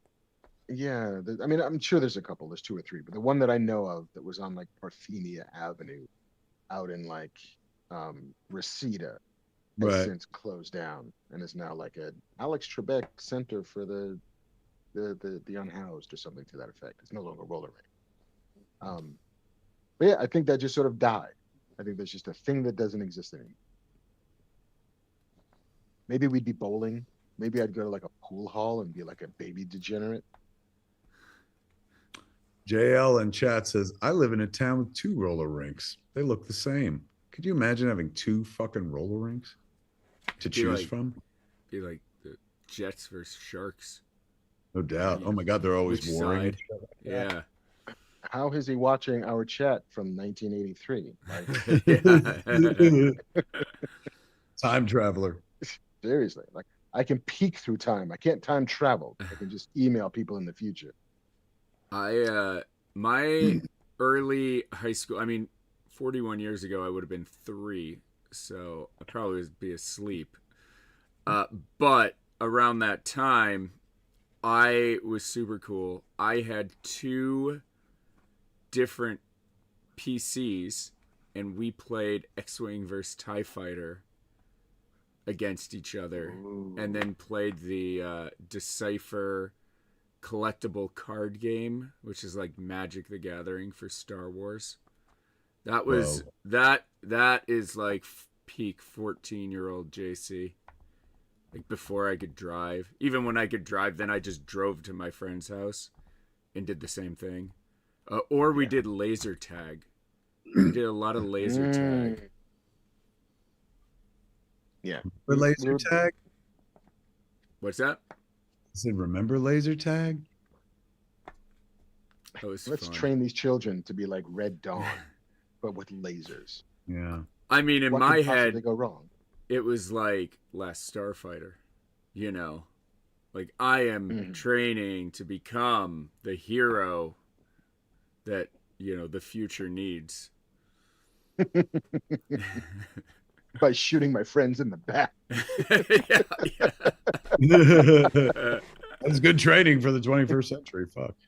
Keep running, bitch. Pew, pew, pew, pew.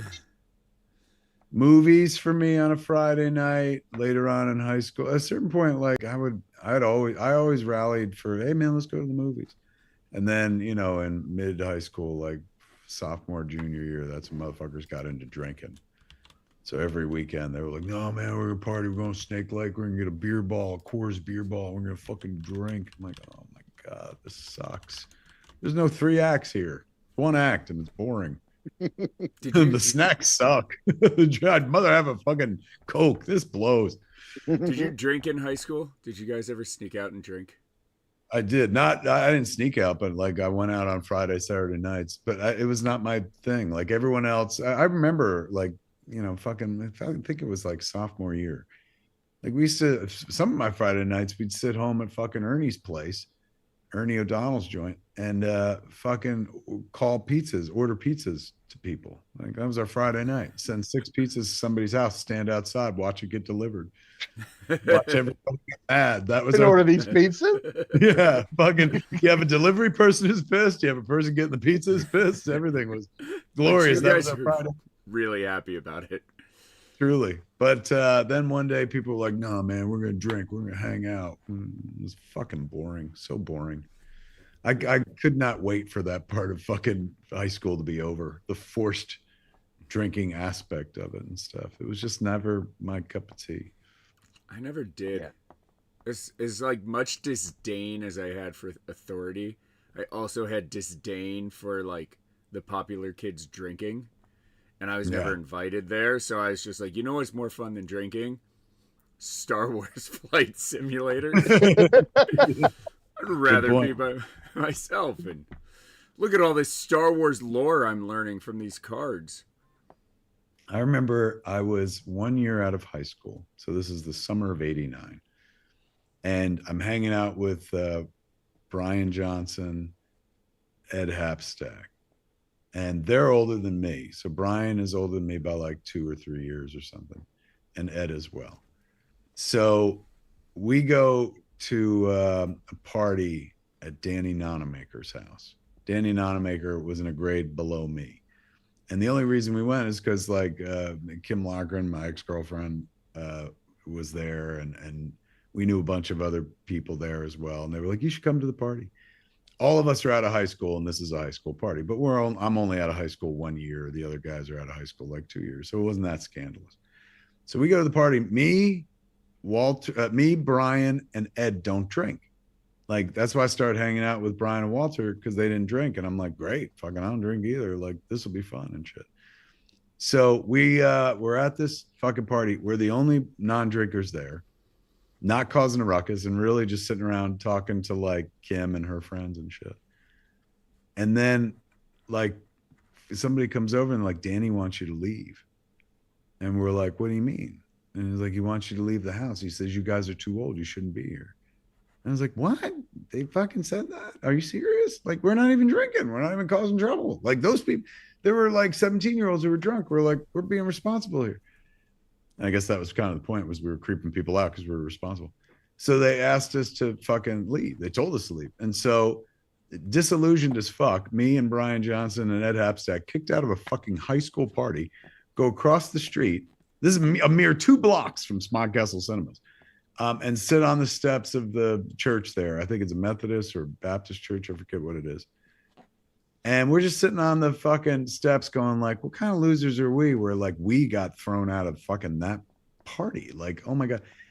And then a bunch of kids were gathering on the porch of the house we just left, staring at us because we were just, and we're not defiant. We just had nowhere to go. So we're sitting on the steps. This church was across the street. And this is the part I told all of this just to get to this part of the story.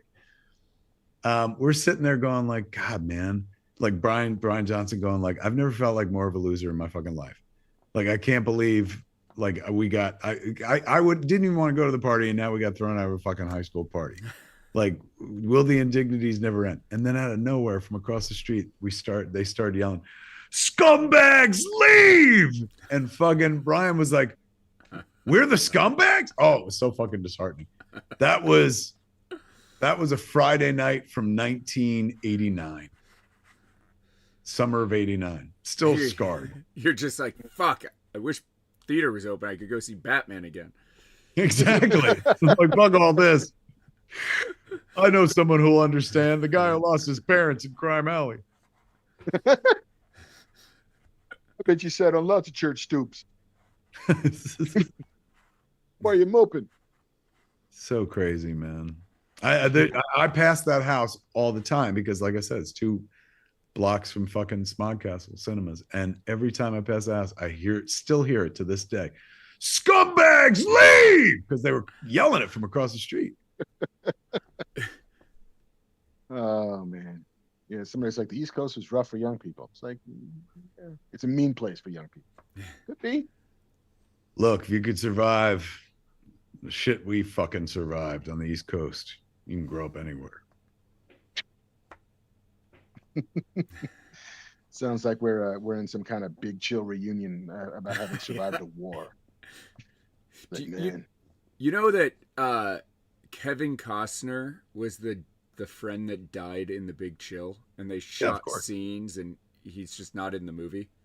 He's in the movie as the body.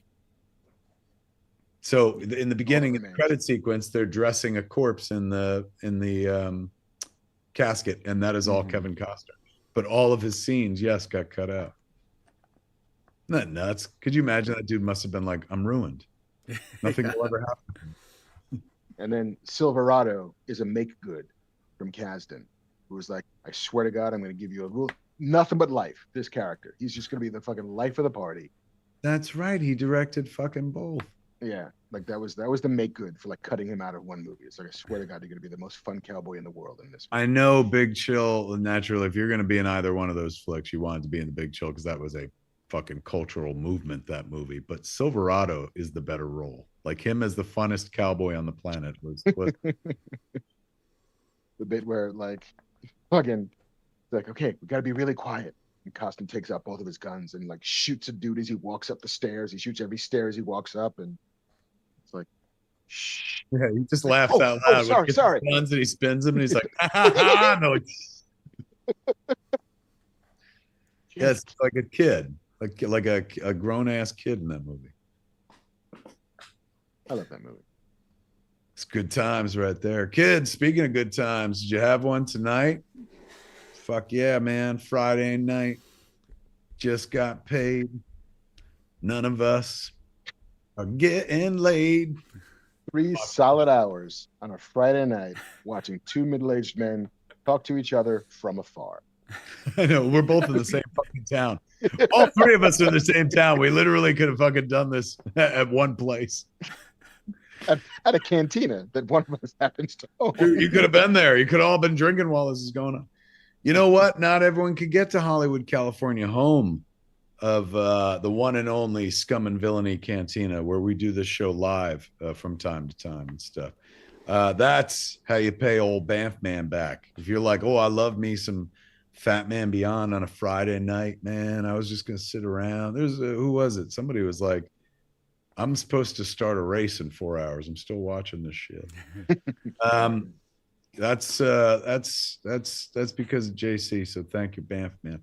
If you like anything that was interesting that was said, I guarantee you it wasn't said by me. It was said by the other guy right there, man. Give it up for marvelous Mark Bernardin, man, who is kickstarting his ass. He's got 4 more days, man.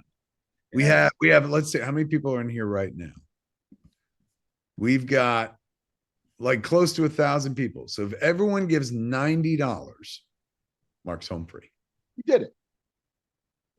Who's got $100? Everybody's got $100. It is, can't spend it on nonsense, but sure.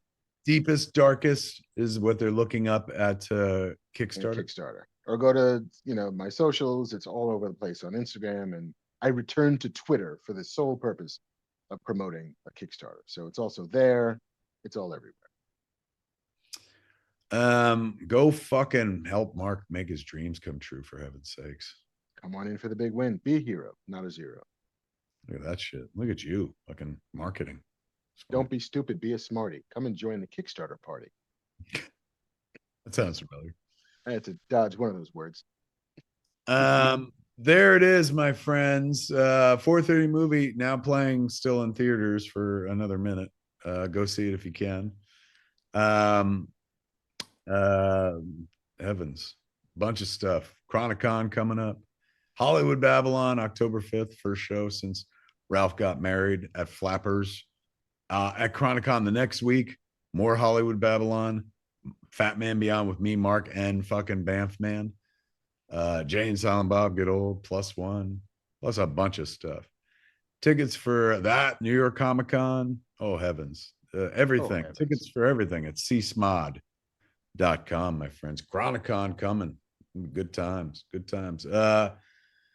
Don't forget, I got a podcast. Both me and Mark got podcasts you can go listen to that are not Fat Man Beyond, but one might say Fat Man adjacent, if you will. Mine with my kids is called with my kid is called Beardless Dickless Me. That's what Jennifer always called Harley. She's like a beardless dickless you. That's at iHeart Podcasts or wherever you get your podcasts. And Mark is Superman versus the KKK, which is wherever one gets their podcasts. It's on Apple, it's on Spotify, it's on whatever. But yes, in case you want to do a deep dive into how one sells both hope and hate, that is Superman versus the KKK. Now, if you just watch for like entertainment's sake and you're not somebody who considers himself a creative person and whatnot, thanks for hanging out with us, and come back when we do it again. If you're one of them creative types, it's Friday night. And if you're sitting here looking at us, that means you got plenty of time to be writing. So crack open that laptop, it's already open. Crack open that writing program or Microsoft Word or Notes or whatever the fuck you write in, Final Draft, and get cracking, kids. Friday night. Can't take Friday night off, writers. If you take Friday night off, guess what? There's a million writers who aren't taking Friday night off. So, oh shit. Now's the time to write, kids. Get your fingers. Use your fingers for more than fucking whatever the fuck. Either way. Is this how girls do it? I don't know. Oh, my fingers are doing something. Every woman watching the show is, God, no, that's not how it's done. We don't want claws coming at us like this. You're doing a guitar solo. That's true. That's just there it is, my friends. Go enjoy your weekends, everybody. We'll see you soon. Yeah, we will see you soon, my friends. For Fat Man Beyond, I'm Kevin Smith. And I am Mark Bernard. Tune in next time, kids. Same fat time, same fat channel. Smodcast.com or youtube.com/Kevin Smith. Jeff's Kiss and Deepest Darkest on Kickstarter, folks. Indeed. This is the cat. Greetings, everybody, and welcome to the AKA Ask Kev Anything. Every saga has a 10-year anniversary, ladies and gentlemen, and this is what happens when Jay and Silent Bob get old. I'm Kevin Smith. Kissing you!